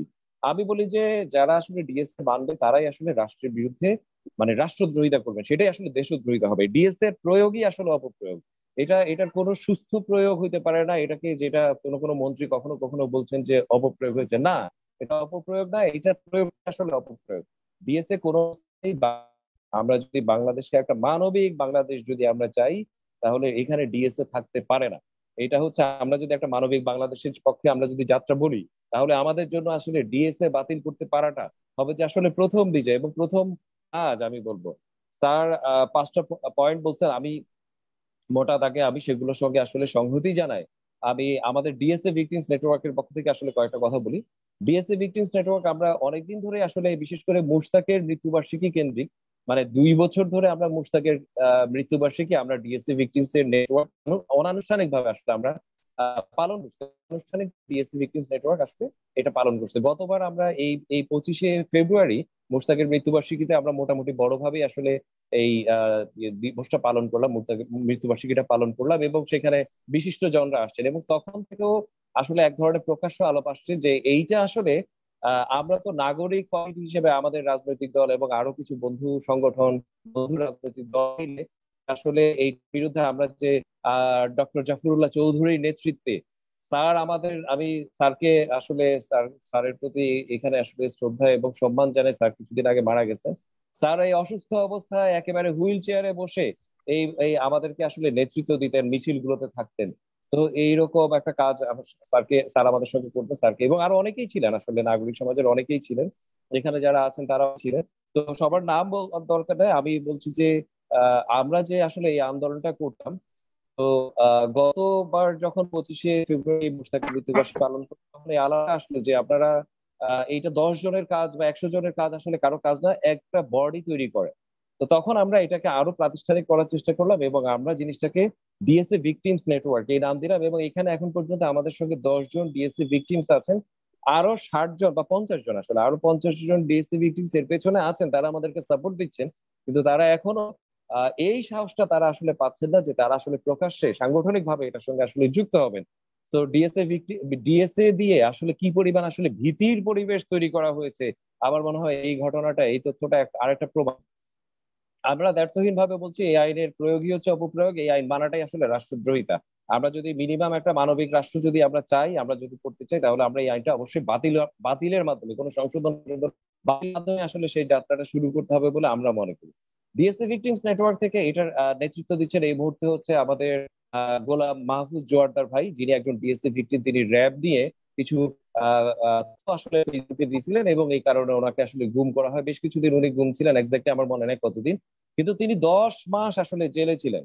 10 মাস, 10টা মাস তিনি একজন নাভাল আর্কিটেক্ট, তিনি একজন খুবই মানে দেশের বাইরে পড়াশোনা করছেন, দেশের বাইরে চাকরি করছেন, এরকম একজন খুবই সম্ভ্রান্ত একজন মানে ভালো মানুষ। ভালো মানুষ যে নাগরিক যেটাকে বলে, তিনি কিছু তথ্য, আসলে কোনো ইনফরমেশন না, তার কোনো মন গড়া তথ্য না, তিনি কিছু সরকারি পত্রিকায় আসা কিছু তথ্য শেয়ার করছিলেন এবং এই কারণে আসলে তাকে র্যাব এবং ডিজিএফআই থেকে তুলে নিয়ে যাওয়া হয় এবং তাকে 10 মাস আসলে জেলে থাকতে হয়। আমাদের এই ডিএসএ নেটওয়ার্ক, ভিকটিমস নেটওয়ার্কের সাংগঠনিক কাজটা করছেন, জেনারেল সেক্রেটারি কাজটা করছেন আসলে প্রীতম দাস, যিনি রাষ্ট্র সংস্কার আন্দোলনের আরেকজন। তার মামলাটাও আমরা সংক্ষেপে আমি একটুখানি বলবো। তার মামলাটা ছিল হচ্ছে যে তিনি আহ এই যে কিছুদিন আগে যখন চা শ্রমিকরা যখন আসলে তাদের মৌলিক বৃদ্ধি দাবিতে আন্দোলন করেন, তিনি রাষ্ট্র সংস্কার আন্দোলন থেকে শ্রীবঙ্গ সেটার একটা সংহতি সমাবেশ, নিয়ারলি একটা সংহতি সমাবেশ, সাধারণ একটা মানে সংহতি সমাবেশ যখন উনি আয়োজন করছিলেন, সেখানে হামলা করা হয়। সেই হামলায় উনি আসলে আহত হন এবং আরো 10 জন আহত হন। এবং সেই হামলার পরে যখন আমরা এবং মানে নাগরিক সমাজ এবং ওই শ্রীমঙ্গলের সমাজ যখন আসলে সেটার বিপক্ষে আসলে রুখে দাঁড়ায়, তখন তার বিরুদ্ধে আসলে বিভিন্ন ধরনের ষড়যন্ত্র করা হয়। ইভেন আসলে আপনার সাম্প্রদায়িক দাঙ্গা বাঁধাচ্ছেন তিনি, এরকম একটা ষড়যন্ত্র, এরকম একটা অপপ্রচারও তার নামে করা হয়। এইসব কিছুতে যখন ব্যর্থ হয়ে যায়, মিলে আমরা যখন এগুলোকে ব্যর্থ করে দিতে পারি, বাংলাদেশে আমরা প্রথম এরকম সাম্প্রদায়িক দাঙ্গার একটা ষড়যন্ত্রকে আমরা আসলে ব্যর্থ করে দিচ্ছি। এরপরে ওনাকে আসলে ডিএসএ মামলা দেওয়া হয়। ডিএসএ মামলা দিতে তো আর কিছু লাগে না, যেহেতু এটা তাদের হাতেই ক্ষমতা, সবকিছু তারা দিয়ে দেয়। এবং সেই মামলায় উনি 5 মাসের মতো জেলে ছিলেন। 4বার বা পঞ্চমবারে আসলে তিনি জামিন। তো তিনি আমাদের আসলে সাধারণ সম্পাদকের দায়িত্বটা পালন করছেন। ডিএসএ ভিকটিমস নেটওয়ার্ক থেকে আমরা ক্লিয়ারলি যে কথাটা বলি যে এই আইন কোনো অবস্থাতেই বাংলাদেশে থাকতে পারবে না, এই আইন বাতিল চাই, 1 নাম্বার। 2 নাম্বার কথা আমরা বলি যে যারা আসলে এই মামলার ভিকটিম, তাদের সবার উপযুক্ত ক্ষতিপূরণ চাই আমরা, যেটা স্যার বলছেন। আমরা 3 নাম্বারে যে কথাটা বলি যে এই আইনগুলো, এই এই এই আইন, এই মামলাগুলো আসলে যারা করে, যারা এই মিথ্যা মামলাগুলো করে, তাদের আসলে তদন্ত সাপেক্ষে তাদের বিপক্ষে শাস্তিমূলক ব্যবস্থা আমরা চাই। আপনি চাইলেন একজনের বিপক্ষে, আপনি যেহেতু ক্ষমতা, আপনি মামলা করে দিলেন এবং এরপরে যে তার যে ভোগান্তি হয়, ভোগান্তির কথাটা একটু বলি। আমাদের ডিএসসি ভিকটিমস নেটওয়ার্কের একজন বন্ধু আছেন, তার নাম হচ্ছে এনিও আহমেদ। আমাদের মতো একটা মোটামুটি একটা মধ্যবর্তী পরিবার ছিল তার। এই মামলাটায় ওনাকে 5 বছর, 4 বছরের মতো, একেবারে শুরুর দিকে ওনার মামলাটা হয়, 4 বছরের মতো ওনাকে আসলে এই মামলাটায় ভোগান্তির পরে উনি এখন একেবারে নিঃস্ব, ওনার পরিবার এখন একেবারে নিঃস্ব। তো আমাদের যে আরেকটা 4 নম্বর যে দাবি, সেই 4 নম্বর দাবিটা হচ্ছে যে আমরা এই যে সরকারগুলোর ডিএসএ, মানে ডিএসএ তো পৃথিবীর, বাংলাদেশের প্রথম নিপীড়নমূলক নিবর্তনমূলক আইন না, একমাত্র নিপীড়নমূলক আইন না, আগেও আইন আছে, এখনো এর বাইরেও আসলে আইন আছে, এরকম আইন আছে। এবং যে জিনিসটা খুব ক্লিয়ারলি বলতে চাই যে এই যে সরকারগুলো চাইলেই যেমন ইচ্ছা, একটু ছোট করে সরি দিদা। আমি, জি আমি আমি একদম শেষে আছি। এই যে চাইলেই যে তারা যে আসলে এরকম আইন তারা আসলে বানিয়ে ফেলতে পারে, তাদেরকে আসলে কোনো জবাবদিহি করতে হয় না, তাদেরকে আসলে জনগণের কাছ থেকে ম্যান্ডেট নিতে হয় না। ইভেন তো তারা তো আসলে এখন ম্যান্ডেট ছাড়াই আসলে সরকার পরিচালনা করছে। আইনগুলো বানানোর আগে তাদের অবশ্যই জনগণের কাছ থেকে মত নিতে হবে, এটাকে আসলে গণভোটের মাধ্যমে এই আইনগুলো আসলে ম্যান্ডেট নিতে হবে। আমার আসলে এতটুকু বলা ছিল। ধন্যবাদ ভাই আমাকে সুযোগ দেওয়ার জন্য। ধন্যবাদ।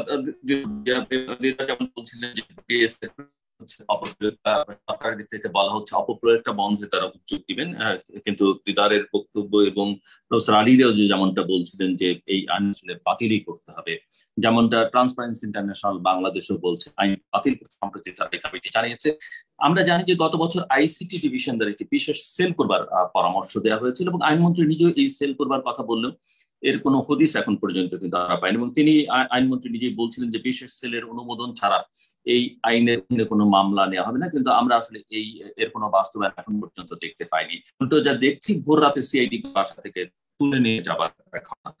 তো আইন নিয়ে অনেক কথা ওনারা বলছেন, বাতিল যে করবে না সেটা মোটামুটি এখন পর্যন্ত স্পষ্ট ওনাদের বক্তব্য বোঝা যাচ্ছে, কিন্তু এই যে অপপ্রয়োগটা তারা বন্ধ করবেন কিন্তু আসলে এখন পর্যন্ত কথার কথা হিসেবেই থাকছে। কোন সৎ উদ্দেশ্য আছে বা ইচ্ছা আছে এখন পর্যন্ত বোধ হয় না। আমি এই পর্যায়ে ট্রান্সপারেন্সি ইন্টারন্যাশনাল বাংলাদেশের নির্বাহী পরিচালক ডক্টর ইফতেখার রহমান। ধন্যবাদ। জি, শুনতে পাচ্ছি। আমি প্রথমে সিজিএস কে ধন্যবাদ জানাই আমাকে আজকের আয়োজনে যোগদানের সুযোগটা দেওয়ার জন্য। সিজিএস অত্যন্ত অনেকেই বিষয়টি বিভিন্নভাবে যার যার অবস্থান থেকে কাজ করছি, কিন্তু ডিএসসি যেটা করতে পেরেছে সেটা হচ্ছে অত্যন্ত সিস্টেমেটিক্যালি বিষয়গুলোকে গবেষণার মাধ্যমে, সুনির্দিষ্ট গবেষণার মাধ্যমে তুলে ধরার একটা সক্ষমতা অর্জন করেছে, দেখিয়েছে, এবং এই ধারাটি অব্যাহত থাকবে সেটা আমরা আশা করি। আমি সংক্ষেপে একটি কথা বলবো, সেটি হচ্ছে যে যেহেতু সুযোগটা দেওয়া হয়েছে, আমি প্রথমে প্রফেসর আলী রিয়াজের সাথে সম্পূর্ণ একমত যে 5টি পদক্ষেপের কথা তিনি বলেছেন। সেই 5টি পদক্ষেপের সাথে আমিও একমত, এবং তার সাথে পয়েন্ট যোগ করবো। একটা হচ্ছে যে মনিটরিংয়ের কথা বলা হচ্ছে, তিনি সময়টা নির্ধারণ করে দিতে চান নাই যৌক্তিকভাবেই, কিন্তু আমি মনে করি যে সময়টা আমাদের পক্ষ থেকে দাবিটা এরকম হওয়া উচিত, যতক্ষণ পর্যন্ত ডিএসএ বাতিল না করে নতুন আইন প্রণয়ন, নতুন সাইবার সিকিউরিটি অ্যাক্ট প্রণয়ন করা সম্ভব না হচ্ছে, ততক্ষণ পর্যন্ত এই মনিটরিয়ামটা থাকবে। এরকম মনে হয় আমাদের থেকে যৌক্তিক হবে। দ্বিতীয় যে পয়েন্টে এই 5টি যে পদক্ষেপের কথা প্রফেসর রিয়াজ বলেছেন, যে means of gaining quote and unquote some kind of a trust, যেটি হয়তো বা উচিত, কিন্তু সরকার কতটুকু করবে সেটা আমি জানি না। তবুও 5টির সাথে আমি একটি যোগ করবো, সেটা হচ্ছে যে যেটি দিদারুল আলমের কথার মধ্যে আমি যোগ করবো, যে ষষ্ঠ আমাদের পদক্ষেপ হবে সরকারের কাছে যতদিন পর্যন্ত চলবে, সেটি হচ্ছে যে এই সময়ের মধ্যে যেহেতু সরকার নিজেই অপব্যবহার শব্দটা ব্যবহার করছেন, তারা বলছেন অপব্যবহার হয়েছে, সরকার যেহেতু স্বীকৃতি দিচ্ছেন অপব্যবহার হয়েছে, কাজে যারা অপব্যবহার করেছেন সেই অপরাধ যারা করেছেন তাদের জবাবদিহি নিশ্চিত করতে হবে। এই ধরনের হয়েছে এটা তদন্ত করে বের করতে হবে, অনুসন্ধান করে বের করতে হবে, এবং তার উপর ভিত্তি করে যারা অপব্যবহার করেছেন তাদেরকে জবাবদিহিতে আনতে হবে, এবং সেটি করতে হয় একটু বিচারিক প্রক্রিয়ার মাধ্যমে, স্বাধীন বিচার বিভাগের তদন্তের মাধ্যমে। আমি মনে করি এটা গুরুত্বপূর্ণ। দ্বিতীয় যে বিষয়টি একটু বলবো সেটা হচ্ছে আমাদের কথা ব্যক্তি হিসাবে আমি ইফতেখারুজ্জামান, এবং প্রতিষ্ঠান হিসাবে টিআইবি আমরা ইতিমধ্যে একাধিকবার বলেছি আইনটিকে বাতিল করতে হবে। এটি সংশোধনযোগ্য কোনো আইন নয়, এবং সেটি কেন আমরা সেটা আমি একটু সংক্ষেপে একটি কথা বলবো। তার আগে আমি একটু বলতে চাই যে প্রফেসর রিয়াজ শুরুতে বলেছেন একটুখানি, এবং যৌক্তিকভাবে এটা গণমাধ্যমে প্রকাশিত হয়েছে, অন্য একটা কাজের প্রেক্ষিতে আইনমন্ত্রীর সাথে আমাদের নাগরিক সমাজের কয়েকজনের, আমরা কোনো প্রতিনিধিত্ব করি নেই কোনো নাগরিক সমাজের, সেটা আমরা দাবি করতে পারি না, কয়েকজনের একটি বৈঠক হয়েছে। সেই বৈঠকেও আমরা এটা আইনটা বাতিল হোক সেটা চেয়েছিলাম। আমাদের কথা কেন বাতিল করতে হবে সেটি আমরা তুলে ধরেছিলাম। তার উত্তরে জবাব দেওয়ার মতো সময় তিনি মন্ত্রী ছিল না। তিনি আর বলেছেন যে পরবর্তীতে আরেকটি বৈঠক হবে, একটি দিন নির্ধারণ করা হয়েছিল, সেই দিনটি বাতিল করা হয়েছে। ঈদের ছুটির আগে 13 তারিখের মধ্যে হয়ে যাবে, সেটা হলো না, এখন বলা হচ্ছে ঈদের পরে হবে। যাই হোক, আমরা সরকারের সাথে চ্যালেঞ্জটা অব্যাহত রাখতে চাই, কারণ এই এই অবস্থান থেকে যে আমরা হয়তোবা ধরে নিচ্ছি আমি যে আইনটি বাতিল করবে না সরকার, তা সত্ত্বেও আমাদের দাবিটি চলবে। আমরা মনে করি যে আমাদের দাবিটি তুলে ধরাই প্রয়োজন, এবং সেই তুলে ধরার জন্যই আমরা সরকারের সাথে চ্যানেলটা অবগত রাখবো। তবে যে কথাটি উঠেছিল আলীর কথায়, সেটা হচ্ছে জাতিসংঘের যে নোটের বিষয়টি, সেই সভায় আলোচনা হয়নি। তার কারণ হচ্ছে নোটটি সম্পর্কে প্রকাশিত হয়েছিল কিন্তু আমাদের গণমাধ্যমে, আমাদের সেই বৈঠকটার পর। কাজে এই নোট হয়তো সরকারের কাছে নলেজে ছিল, সরকার এটা বলেছেন যেটা প্রকাশ করেনি, সেটা তাদের স্বচ্ছতার ঘাটতি, কিন্তু আমরা জানতাম না। এবং কারণ ওই উক্ত মিটিং এর আমাদের সভাটি হয়েছিল 14 তারিখ মার্চ মাসে। তারপরে আবার দিনটি খেয়াল নেই, গণমাধ্যমে নোটিফ করা হয়েছিল। এটি জাস্ট তথ্য হিসেবে দিচ্ছি আমি। এরপরে আমি বলবো যে কেন আমরা চাই, সেটার মধ্যে যে কথাগুলো বলা হয়েছে খুব বেশি রিপিট করা, যদিও রিপিট করাই হয়, তারপর আমি বলবো প্রথম কথা হচ্ছে অবশ্যই এটা একটি নিবর্তনমূলক আইন। আমি একমত দিদারের সাথে, এটা একমাত্র আইন নয়, কিন্তু এটা এতটাই নিবর্তনমূলক এবং এটাকে এমন ভাবে ব্যবহার করা হয়েছে যে আসলে মানুষের মৌলিক অধিকারগুলো ব্যাপকভাবে হরণ করা হয়েছে, এবং যেটা খুবই আনপ্রেসিডেন্টেড বলবো অনেক ক্ষেত্রে, অনেক বিবেচনায়। কাজে এটাকে নিবর্তনমূলক আইন, একটা টপ লেভেলের নিবর্তনমূলক আইন হিসেবে আমরা মনে করি এটা বাতিল করতে হবে। এটা সংবিধান পরিপন্থী, আমাদের স্বাধীনতার যে চেতনার কথা আমরা বলি সেটার পরিপন্থী। বিশেষ করে মৌলিক ভাবে যে বিষয়গুলো পরিপন্থী, সেটা হচ্ছে বাক স্বাধীনতা, মত প্রকাশের স্বাধীনতা, এবং বিশেষ করে এনি ফর্ম অফ ডিসেনশন, সরকারের সমালোচনা, যে মৌলিক অধিকার মানুষের আছে, সেটি হরণকারী একটি আইন। এবং এটি একটি নির্যাতনমূলক আইন, কারণ আপনারা দেখেছেন এটা অনেক ইতিমধ্যেই বিভিন্নভাবে প্রকাশিত হয়েছে, আজকে আলোচিত হয়েছে, যে আইনটিকে কিন্তু একটা প্যাটার্ন আছে, যেটা প্রফেসর আলী তার একটা সাম্প্রতিক প্রবন্ধ লিখেছিল। প্যাটার্নটা হচ্ছে যে প্রথমে আটক করা হয়, আটক করে তাকে গুম করে দেওয়া হয়, তার পরবর্তীতে একটা সময় যদি যখন প্রয়োজন মনে করে কোনো ক্ষেত্রে 30 ঘন্টা, কোনো ক্ষেত্রে আরো দেখা গেল যে বেশ কয়েক মাস পরবর্তীতেও একটা যুক্তি তুলে ধরে আইন করা হয়। অর্থাৎ এখানে মানুষকে নির্যাতন করার জন্য, মত প্রকাশের স্বাধীনতা প্রয়োগের জন্য, বাক স্বাধীনতা প্রয়োগের কারণে মানুষকে নির্যাতন করার জন্য এই আইনটি ব্যবহৃত হচ্ছে। কারণ এটি নির্যাতন স্বাধীন গণতান্ত্রিক দেশে থাকতে পারে না। বিশেষ করে গণমাধ্যম নাগরিক সমাজের স্বাধীনতা পরিপন্থী একটি আইন, এবং বিশেষ করে ভিন্ন মতের দমন করার জন্য, যারা ভিন্ন মত প্রকাশ করে তাদেরকে শায়েস্ত করার জন্য একটি আইন হিসেবে আমরা মনে করি। একটা জিনিস যেটি খুব বেশি আলোচনায় আসে না, সেটি হচ্ছে যে এটি আমাদের দেশে সংখ্যালঘু সম্প্রদায়ের জন্য বিশেষভাবে নির্যাতন করা একটা আইন, তাদের অধিকার হরণের আইন। যে কোনো নিবর্তনমূলক আইন প্রতি নাগরিকের জন্যই নাগরিকের অধিকার হরণ করে থাকে, কিন্তু যেখানে সংখ্যালঘু সম্প্রদায় আছে সেখানে কিন্তু তাদের উপরে এই আইনের প্রভাবটা অনেক বেশি প্রকটভাবে দেখা যায়, এবং তাদের জন্য শুধুমাত্র নির্যাতনমূলক না, আমরা বিভিন্নভাবে দেখেছি, এটা সম্প্রতি আলোচিত হয়েছে, আমরা বলেছি এই কথাটি, যে তার সাধারণ নাগরিকের জন্য নির্যাতনমূলক আইন, আর যারা সংখ্যালঘু সম্প্রদায় তাদের জন্য এটি হচ্ছে অস্তিত্বের সংকট সৃষ্টিকারী একটি আইন। এবং এটি সেই কারণেই আমরা আরো মনে করেছি যে একটি বৈষম্যমূলক আইন, এবং মানুষের জীবনের নিরাপত্তাকে ঝুঁকিতে ফেলে দেয় এরকম একটি আইন, যেটা আমরা সম্প্রতিকালে দেখেছি নওগাঁয়ে যে আমাদের যে জেসমিন ঘটনার বিষয়টি, সেটি থেকে শুরু করে অন্যান্য বিভিন্ন ক্ষেত্রে দেখা গেছে যে মানুষের জীবনের নিরাপত্তার যে মৌলিক অধিকার আমাদের সাংবিধানিকভাবে আইনগতভাবে দেওয়া হয়েছে, সেগুলোকে খর্ব করার জন্য এটি বিশেষভাবে ব্যবহৃত হচ্ছে এই আইনটি। মানুষকে গুম করে দেওয়া হয়েছে, এবং প্রায় প্রতিটি ঘটনা, যতগুলো মামলা হয়েছে, প্রতিটি ঘটনা হয়েছে আইনটিকে ব্যবহারের মাধ্যমে নির্যাতনের ঘটনা হয়েছে। প্রায় প্রতিটি ক্ষেত্রে কিছু কিছু সময়ের জন্য মানুষকে গুম করে রাখা হয়েছে, যেটি আমাদের আইনসম্মত নয়, কোনো অবস্থায় সংবিধান বিরোধী। যে বিষয়টি আরো আলোচনায় খুব একটা আসে না, সেটা হচ্ছে যে আমাদের দেশের আইন প্রয়োগকারী সংস্থাকে অত্যন্ত অসাংবিধানিক ভাবে, আইনের পরিপন্থী ভাবে এই আইনটিকে, এই ধরনের আইন প্রয়োগকারী সংস্থাকে আইন এখতিয়ার এবং দায়িত্ব হচ্ছে যে ম্যান্ডেট হচ্ছে আইনের সুরক্ষাকারী হিসাবে আচরণ করা, তারা কিন্তু বাস্তবে আইনের লঙ্ঘনকারী প্রতিষ্ঠান হিসেবে নিজেদেরকে রূপান্তর করছে, এবং এই আইনটি সেই প্রক্রিয়াতে এই আইনটিকে ব্যাপকভাবে ব্যবহৃত করা হচ্ছে। এবং যার ফলে আমরা মনে করি যে এই ধরনের আইনের কোনো অস্তিত্ব বাংলাদেশে থাকার কোনো যুক্তি নেই, বাতিল করতে হবে। এই আইন বাংলাদেশের মানুষের নামে মানুষের মধ্যে একটা নিরাপত্তা হবে, বিশেষ করে গণমাধ্যম কর্মী এবং সার্বিকভাবে সাধারণ জনগণের জন্য নিরাপত্তা সৃষ্টি করেছে। এটিকে বাতিল করতে হবে।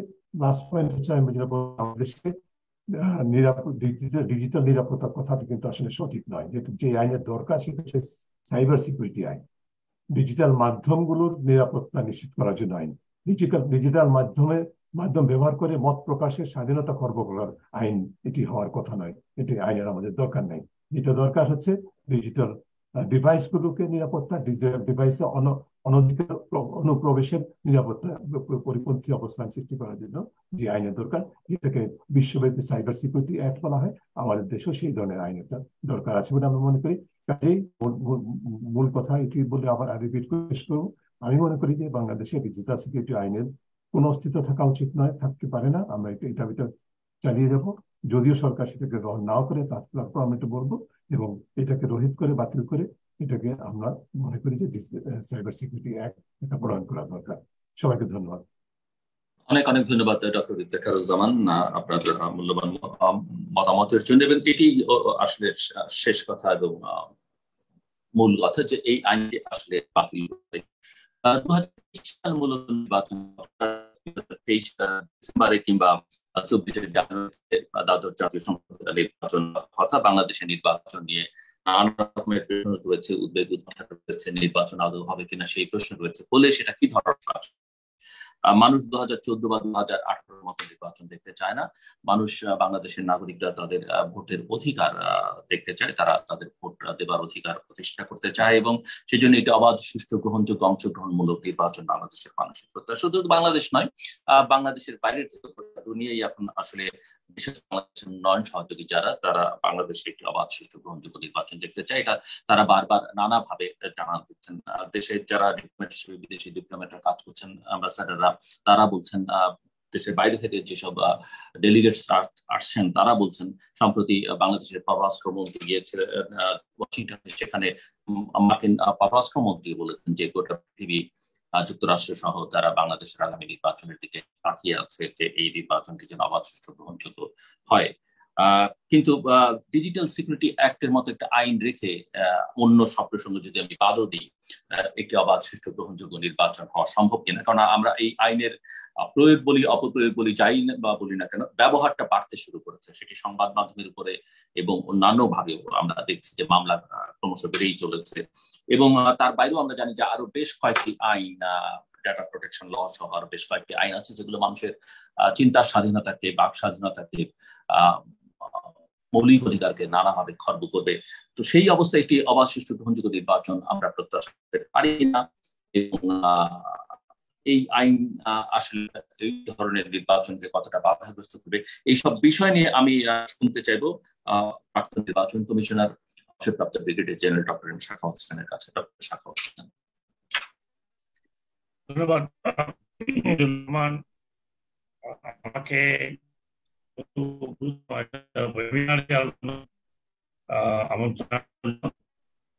বিশেষ করে যেখানে ডক্টর ইফতেখার, ডক্টর আলী রিয়াজ এবং অন্যান্য আছেন, বিশদভাবে ব্যাখ্যা করেছেন আইন সম্বন্ধে।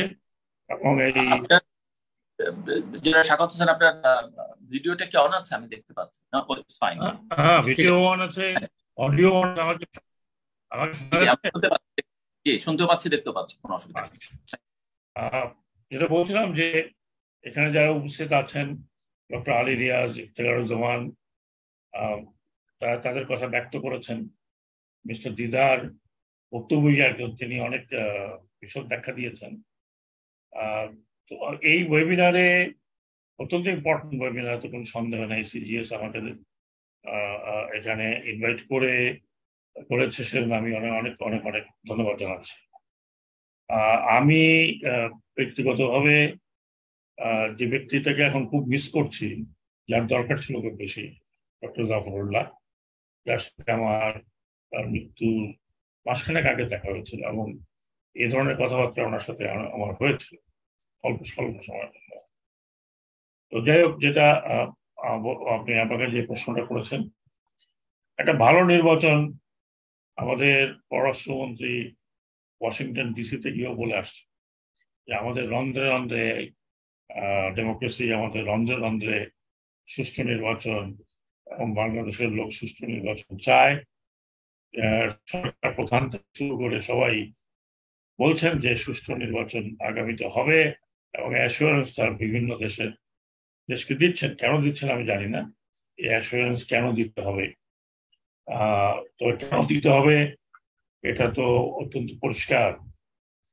আপনি যে ডিজিটাল আইনের কথাটা বলেছেন, এই ডিজিটাল আইন নিয়ে আমি আপনার কথা বলছি যে আমি যখন কিছু লেখি, নির্বাচন নিয়ে লিখি, অন্য কিছু নিয়ে লিখি, বেশ চিন্তা ভাবনা লিখি যে কোনটা ডিজিটাল আইনে পড়বে, কোনটা পড়বে না, অথবা কোনটা আমার জন্য অসুবিধাজনক হতে পারে।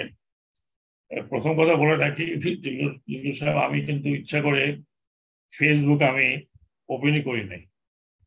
নো ফেসবুক, নো লিঙ্কডইন, কিছুই না।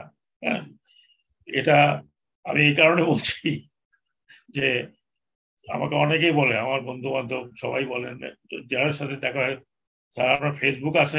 নাই। বলে কেন নাই স্যার? আপনার তো ফেসবুক থাকা দরকার। আমি বললাম যে ভাই আমি ফেসবুক রাখতে চাই না। সেটা প্রথম হলো যে ফেসবুক নিয়ে আলাদা করার অবস্থা, এই ফেসবুকের মধ্যেই দেখা যায় যে অনেক কিছু হয়। এখন আমি এই আইন বিষয়ে যদি আমি একবার কথা বুঝতে পারি এবং বলি, আগে বলে তারপরে ইলেকশন আসতেছি। দুটো তিনটে ক্লজ আছে যেটা বিশদ কোনো ব্যাখ্যা নেই, এবং এই ব্যাখ্যা না থাকার কারণটা হচ্ছে যে যে কোনো বিষয়ে যে কোনো কিছু আপনি কাউকে বলে আপনি তাকে অভিযুক্ত করে অ্যারেস্ট করতে পারেন, এবং সেখানে ব্যাখ্যা দিতেও হবে না, এবং ব্যাখ্যা সম্বন্ধে জানাও যায় না। যেমন ধরুন 29 বোধহয়, if I am not wrong, 29 এবং 21 দুটি জায়গায়, কোনোটাতে একটাতে আছে স্বাধীনতা যুদ্ধের চেতনা, স্বাধীনতা যুদ্ধ, বঙ্গবন্ধু জাতির পিতা, আপনার ফ্ল্যাগ অবমাননা করা, অবভিয়াসলি। এখন এই চেতনা বা মুক্তিযুদ্ধের চেতনা এবং স্বাধীনতার চেতনা, এটা তো ভেরি ওয়াইড রেঞ্জ অফ, এটা কোনো সীমা নেই। যে কোনো কিছুই মুক্তিযুদ্ধের চেতনা বলে আপনি আরেকজনের উপরে চাপিয়ে দিতে পারেন। এই একটা মানহানি, এখন কাউকে কিছু বললে যদি মানহানি হয়, আপনি যদি সরকারের সমালোচনা করেন, সেটা যদি মানহানি হয়, কোনো মন্ত্রী বিরুদ্ধে সম্বন্ধে কেউ শোনা যায়, তিনি মানহানির মামলা করবেন ডিজিটাল আইনে, মানহানির মামলা করতেই পারেন, কিন্তু ডিজিটাল আপনাকে কিভাবে উইথ অর উইদাউট ওয়ারেন্ট আপনাকে রাতের বেলা উঠে নিয়ে যাবে, তারপরে যেখানে যা হওয়ার তাই। এবার কিছুদিন আগে প্রথম আলোর যে সাংবাদিককে দেখলাম, অবশ্য ধন্যবাদ পররাষ্ট্রমন্ত্রীকে, যে তিনি পরিষ্কার করেছেন যে না, এটা ডিজিটাল আইনে হয়নি, এটা শিশু অধিকার আইনে দুজনেরই হয়েছে, কারণ তারা মিস ইউজ করেছে। এটা আমি শুনলাম ওনার ভয়েস অফ আমেরিকায়। আমি জানি না এখন চার্জশিট কি হবে, এটা কি ডিজিটাল আইনে হবে না শিশু অধিকার সুরক্ষার আইনে হবে, এটা তো বুঝতে পারছি না। মোদ্দা কথা হচ্ছে যে এটা ডেফিনেটলি বাক স্বাধীনতার উপরে একটা বড় ধরনের প্রতিবন্ধকতা সৃষ্টি করছে। ডিজিটাল আইনের প্রয়োজন আছে আমি মনে করি, সিকিউরিটি পয়েন্ট অফ ভিউ, কারণ আমরা টোটালি স্লোলি অ্যান্ড গ্র্যাজুয়ালি আমরা ডিজিটাল ফর্ম হইতে চলে যাচ্ছে, সেখানে এটা একটা সুরক্ষা করার একটা আইন ডেফিনেটলি দরকার। দ্যাট ল বা সেই আইনটি যদি এইভাবে ব্যবহার করা হয়, তাহলে তার যে মূল উদ্দেশ্য, যে আইনটি, যেটা সব নাগরিকই চায় যে তাকে সুরক্ষা দেওয়া হোক ডিজিটাল থেকে, সেই জায়গাটার থেকে আমরা সরে যাচ্ছি। আপনি এখন চিন্তা করুন, আপনি আপনি আপনি ইলেকশনের কথা বলেন, আমি সুযোগ পেলে আমি নির্বাচন কমিশনের সাথে নিশ্চয়ই কথা বলবো। আমি খুব আশ্চর্য হলাম, এই যে আপনার একটা নীতি যেখানে সংবাদ কর্মীদের উপর যে নীতিটা করেছে, আমি পড়লাম এটা সম্পূর্ণভাবে, এবং এটা পড়ে আমার মাথায় কিন্তু ঢুকলো যে এটা কিন্তু কোনোভাবেই এটাকে আমি যে আমার মতামত ব্যক্ত করার মতো কোনো পরিস্থিতি তৈরি হবে আমার মনে হচ্ছে না। ডিজিটাল অ্যাক্ট না হলেও এটাও প্রায় ডিজিটাল অ্যাক্ট। যে যেমন আমি বলি আপনাকে যে কোনো সাংবাদিক, যা বলা হয়েছে ওই আইনে, এখনো যদিও সিইসি বলছেন যে তিনি আরো আলোচনা করবেন, কিন্তু আইনটি তিনি রুলটি তিনি তৈরি করে ফেলছেন। সেখানে তিনি বলছেন যে কোনো সাংবাদিক ভোট কক্ষে একটা হচ্ছে ভোট কক্ষ, একটা হচ্ছে ভোট প্রদান কক্ষ, যেটাকে আমরা গোপন কক্ষ বলি। সেখানে প্রবেশাধিকার কাউরেই নাই, একমাত্র প্রিজাইডিং অফিসার আর পোলিং অফিসার যদি প্রয়োজন হয়, তাছাড়া আর কারো ওখানে ঢোকার অধিকারই নেই। কিন্তু এই আইনটাতে বলা হয়েছে যে কেউ কক্ষে ঢুকে কোনো কিছু সরাসরি সম্প্রচার করতে পারবে না। এখন সেখানে যদি কারো অভিযোগ থাকে যে তার এজেন্ট নেই, তার এজেন্টকে বের করে দিয়েছে, সেটা যদি ঢুকে সেখানে এজেন্ট না পাওয়া যায় এবং কোনো মিডিয়া যদি বলে যে সেখানে অমুকের এজেন্ট ছিল না সরাসরি, এটা তো অন্যায় কোথায়, আমি এটা তো বুঝতে পারছি। এটা তো বরং এটা স্বচ্ছ এবং একটা জবাবদিহির জায়গায় নিয়ে যাচ্ছে। ইলেকশন কমিশন সরাসরি, এমনিতেই আমাদের আমি বিশেষ করে ইলেকট্রনিক মিডিয়ার কথা বলছি, এমনিতেই আমাদের ইলেকট্রনিক মিডিয়া যা রেকর্ড করে তা প্রচার করতে পারে না, বিভিন্ন কারণবশত, যেগুলো আপনি ভালো করে জানেন। তার উপরে এই ধরনের রেস্ট্রিকশন দেওয়া যদি হয় যে সরাসরি সম্প্রচার করতে পারবেন না, তাহলে এটাকে আমি কোন ধরনের আইন বলবো? এটাও তো এক ধরনের সাংবাদিকদের কণ্ঠ রোধ করার আইন আমি মনে করি। সেটার উপরে আছে ডিজিটাল আইন, এবং এই ডিজিটাল আইনের যে আমরা যে ভীতিকর পরিস্থিতি দেখছি, যে একজন সাংবাদিককে এবং একজন একজন একজন সম্পাদককে, এবং সেই সম্পাদক ন্যাশনাল ডেইলি অত্যন্ত গুরুত্বপূর্ণ, অত্যন্ত বহুল প্রচারিত, দেশে বিদেশে পরিচিত একজন সম্পাদকের বিরুদ্ধে তাকে যে হুকুমের আসামি করা হয়েছে, এতে একটা ভয়ঙ্কর বার্তা দেওয়া হচ্ছে, বিশেষ করে এই নির্বাচনী পরিবেশে। আপনি যখন সুষ্ঠু নির্বাচনের কথা বলেন এবং লেভেল প্লেইং ফিল্ডের কথা বলেন, সেই লেভেল প্লেইং ফিল্ডের মধ্যে কিন্তু বাক স্বাধীনতার ব্যাপারটি আছে। সেখানে অবভিয়াসলি মানহানি, যদি কারো মানহানি হয়ে থাকে তিনি মামলা করবেন, কিন্তু একটা প্রচারণার ক্ষেত্রে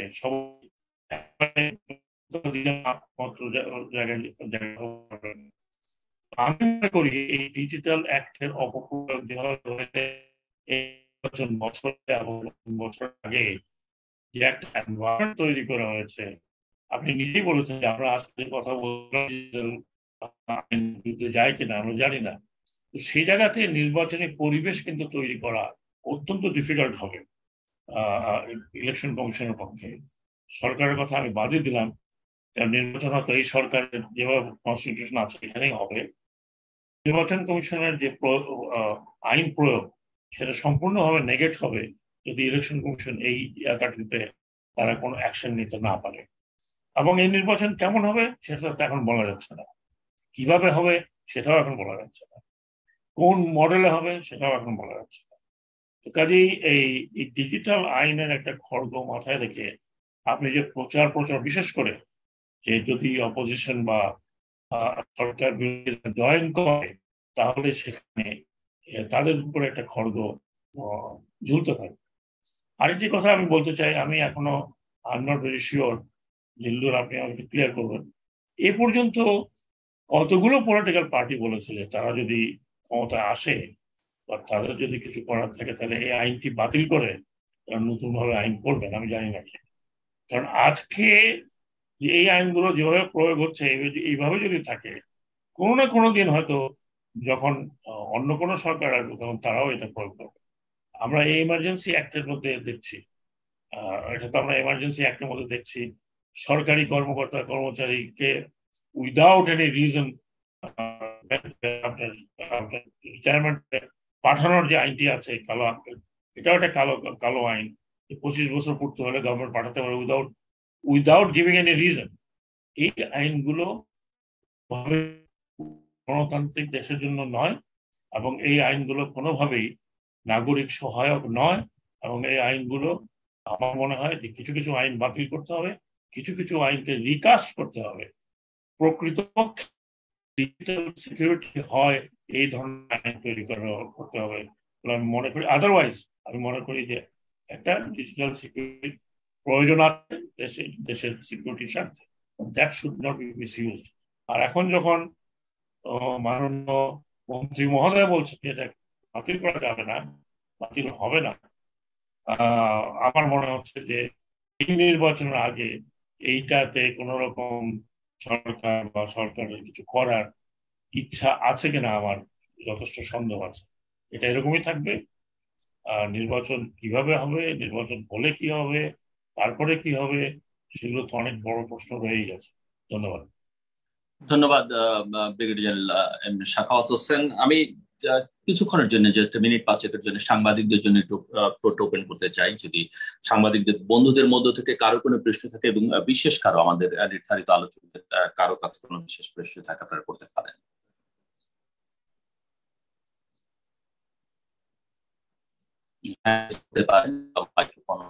আপনি কথা বলতে পারেন নিজের পরিচয় দিয়ে।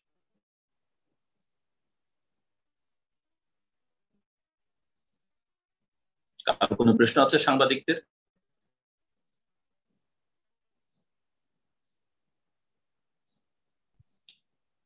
আমার মনে হয় কেউ করতে চাইছেন না, আমি জানি না। আমার একটা প্রশ্ন আছে জিলু ভাই। আমার প্রশ্নটা হচ্ছে যে আমরা দেখতে পাচ্ছি যে নিজের পরিচয় দিয়ে এবং কার উদ্দেশ্যে প্রশ্নটা একটু যদি। আমার নাম মুক্তাদির, আমি নিউ এজ পত্রিকাতে কাজ করি। ডিজিটাল সিকিউরিটির হওয়ার আগ থেকে আমরা ডিজিটাল সিকিউরিটি, ডিজিটাল নিরাপত্তা আইন নিয়ে আমরা করেছি, লিখছি এখনো।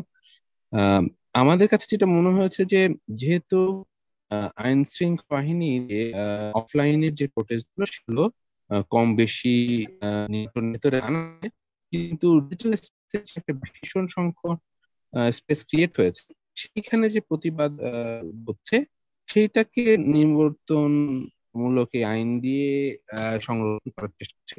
এইটা কি এই আন্দোলনগুলো যাতে বড় আকারের ধারণ না করে, এই কারণে কি আইনের একটা বড় প্রয়োগ হচ্ছে বলে আমাদের প্রধান গবেষক সিজিএস এর যিনি আছেন আমাদের প্রফেসর আলিরিয়া স্যার যদি।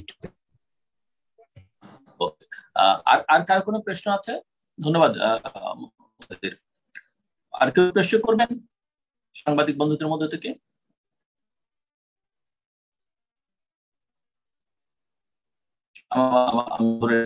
আর কেউ কথা বলতে চাইছেন না, কোনো প্রশ্ন নেই।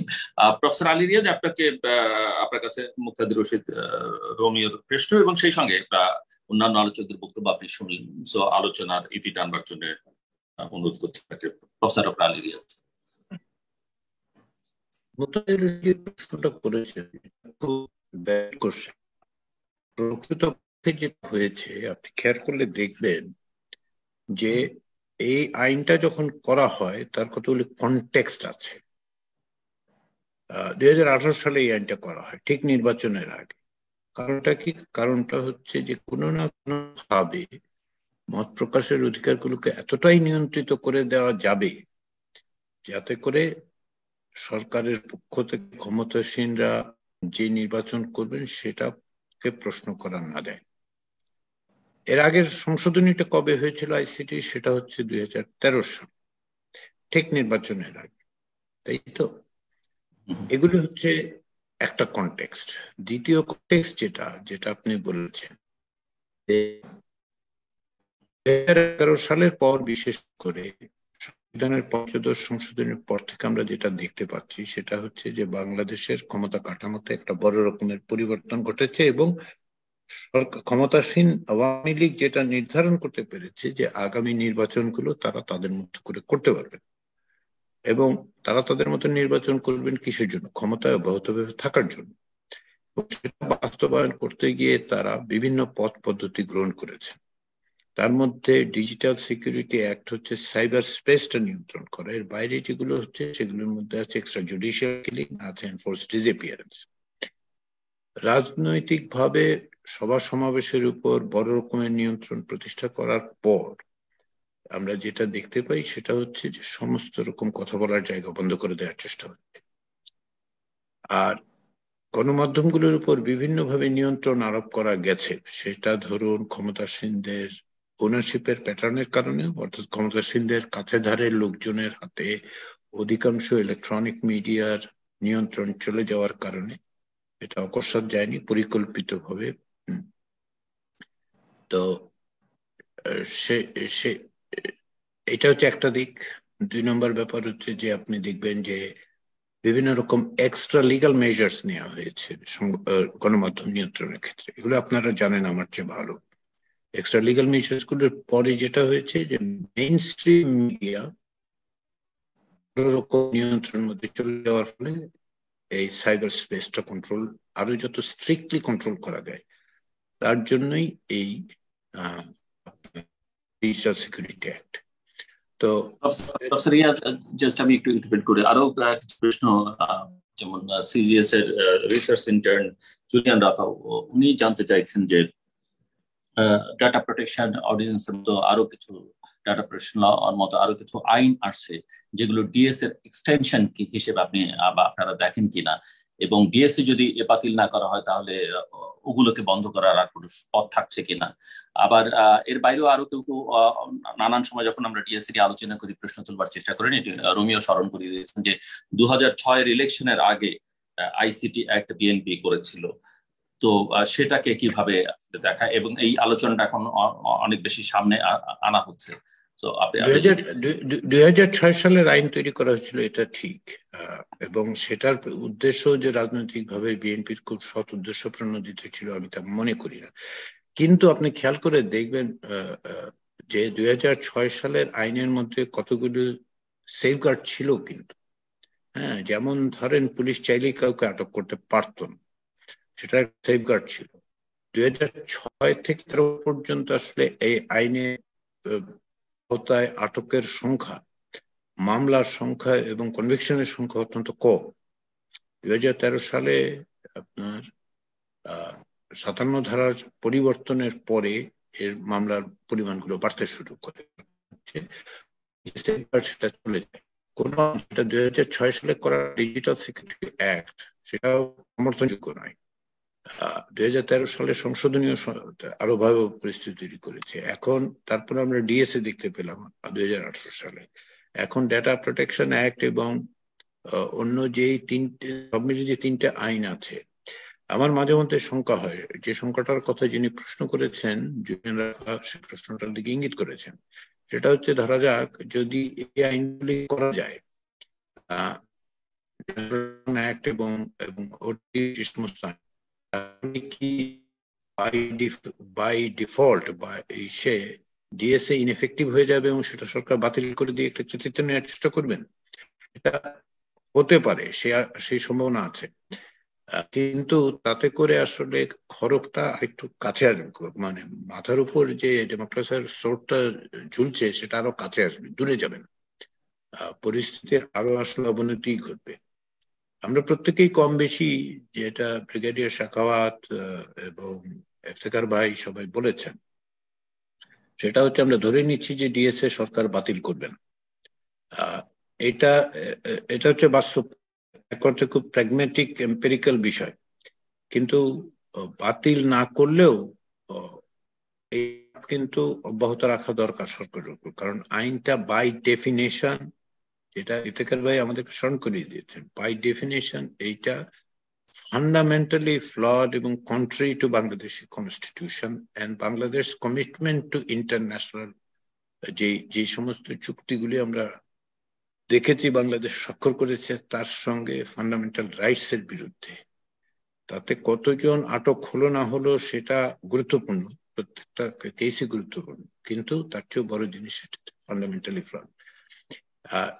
যেগুলোর আরেকটা কথা বলে শেষ করি, ইফতেখার ভাই বলেছেন যে এই যে নোটটা, টেকনিক্যাল নোটটা গভর্নমেন্ট পেয়েছে জুন মাসে, আপনাদের সাথে মার্চ মাসে আলোচনার সময় এটা বলেনি। এইটাই হচ্ছে অসচ্ছলতা। আমি জানি, মানে আমার অনুমান ছিল যে আপনাদের বলেনি। আমি আপনাকে প্রশ্নটা করেছিলাম এই কারণে ইফতেখার ভাই, যাতে আপনি বলতে পারবেন, আপনি ওই বৈঠকে উপস্থিত ছিলেন।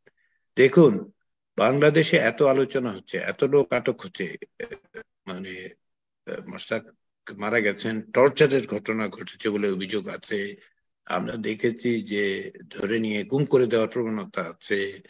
তারপরেও সরকার যখন একটা আপনার হিউম্যান রাইটস কমিশনের কাছ থেকে একটা নোট, এই নোটটা কিন্তু আলোচনার পরিপ্রেক্ষিতে নোট তৈরি করেছে, তারা বলেছে যে আলোচনা হচ্ছে, সেটা সরকার কারোর সাথে শেয়ার পর্যন্ত করেনি। ওনারা বারবার বলেন যে আমরা অংশীজনদের সঙ্গে আলোচনা করছি।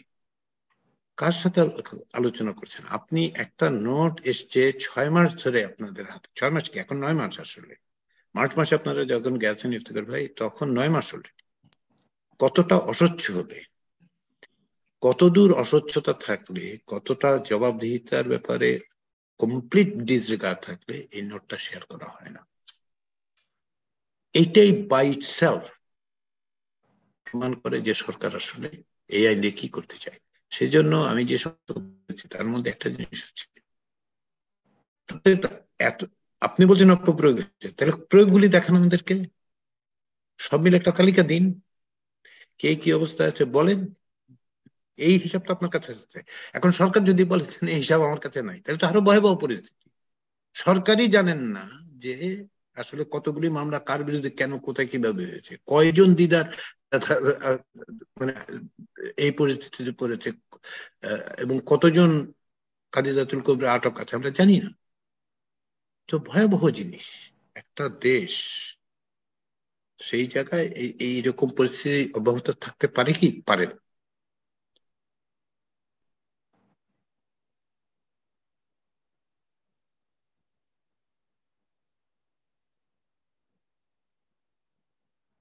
জি, প্রফেসর ইয়াস।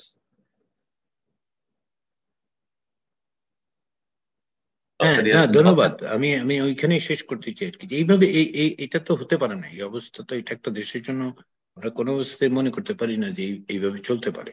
ফলে সরকার বাতিল করতে চাইবে না, কিন্তু না চাওয়াটার মধ্যে যে এক ধরনের মানে অস্বচ্ছতা, জবাবদিহিতার অভাব আছে, এবং নাগরিকের অধিকার প্রতিষ্ঠার জন্য যে কাজ সিভিল সোসাইটির, রাজনৈতিক দলের, সাংবাদিকদের করা দরকার, সেই কাজটা অব্যাহত রাখতে হবে এবং তার কোনো বিকল্প নেই।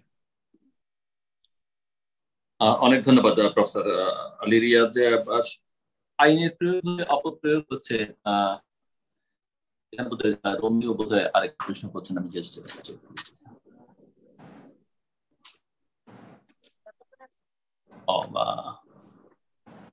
তথ্য অধিকার আইনে এইসব প্রশ্নের উত্তর পাওয়া যাচ্ছে, এবং আমরা শেষ করতে চাই, এবং আইনের প্রয়োগ হচ্ছে, অপপ্রয়োগ হচ্ছে, সেটি বলা হচ্ছে বটে, কিন্তু আমরা ধরেও যদি নেই যে এই আইন জনগণের সুরক্ষার লক্ষ্যে প্রণীত হয়েছে, সেক্ষেত্রে আইন বাস্তবায়নে সরকার যে ন্যূনতম প্রাতিষ্ঠানিক দক্ষতা থাকবার কথা, সেটি যে নেই, সেটি এই আইনের প্রয়োগ বা অপপ্রয়োগের মাধ্যমে খুবই স্পষ্ট। এবং আমরা চাই যে এই আইনটি আসলে বা বাতিল করা হোক, এবং এই আইন রেখে দেশে একটি অবাধ, গ্রহণযোগ্য, অংশগ্রহণমূলক নির্বাচন অনুষ্ঠান সম্ভব নয়। যারা আমাদের সঙ্গে যুক্ত ছিলেন আলোচনায়, সাংবাদিক বন্ধুরা, তাদেরকে ধন্যবাদ। যারা এই আলোচনা দেখলেন বিভিন্ন মাধ্যমে, ইউটিউবে এবং ফেসবুকে, তাদেরকেও ধন্যবাদ। এবং professor doctor Ali Riaz, doctor Iftekharuzzaman, Didarul Bhuiyan এবং ব্রিগেডিয়ার জেনারেল শাখাওয়াত হোসেন, আপনাদের অসংখ্য ধন্যবাদ এই আলোচনা অংশ নেওয়ার জন্য। আপনাদের সবার জন্য শুভকামনা। আপনারা সবাই নিরাপদে থাকবেন, যেন ডিজিটাল সিকিউরিটি অ্যাক্ট আর কাউকে বাংলাদেশে স্পর্শ না করে, অন্তত কাউকেই যেন না করে। অনেক ধন্যবাদ আপনাদের সবাইকে, আপনাদের সবার জন্য শুভকামনা।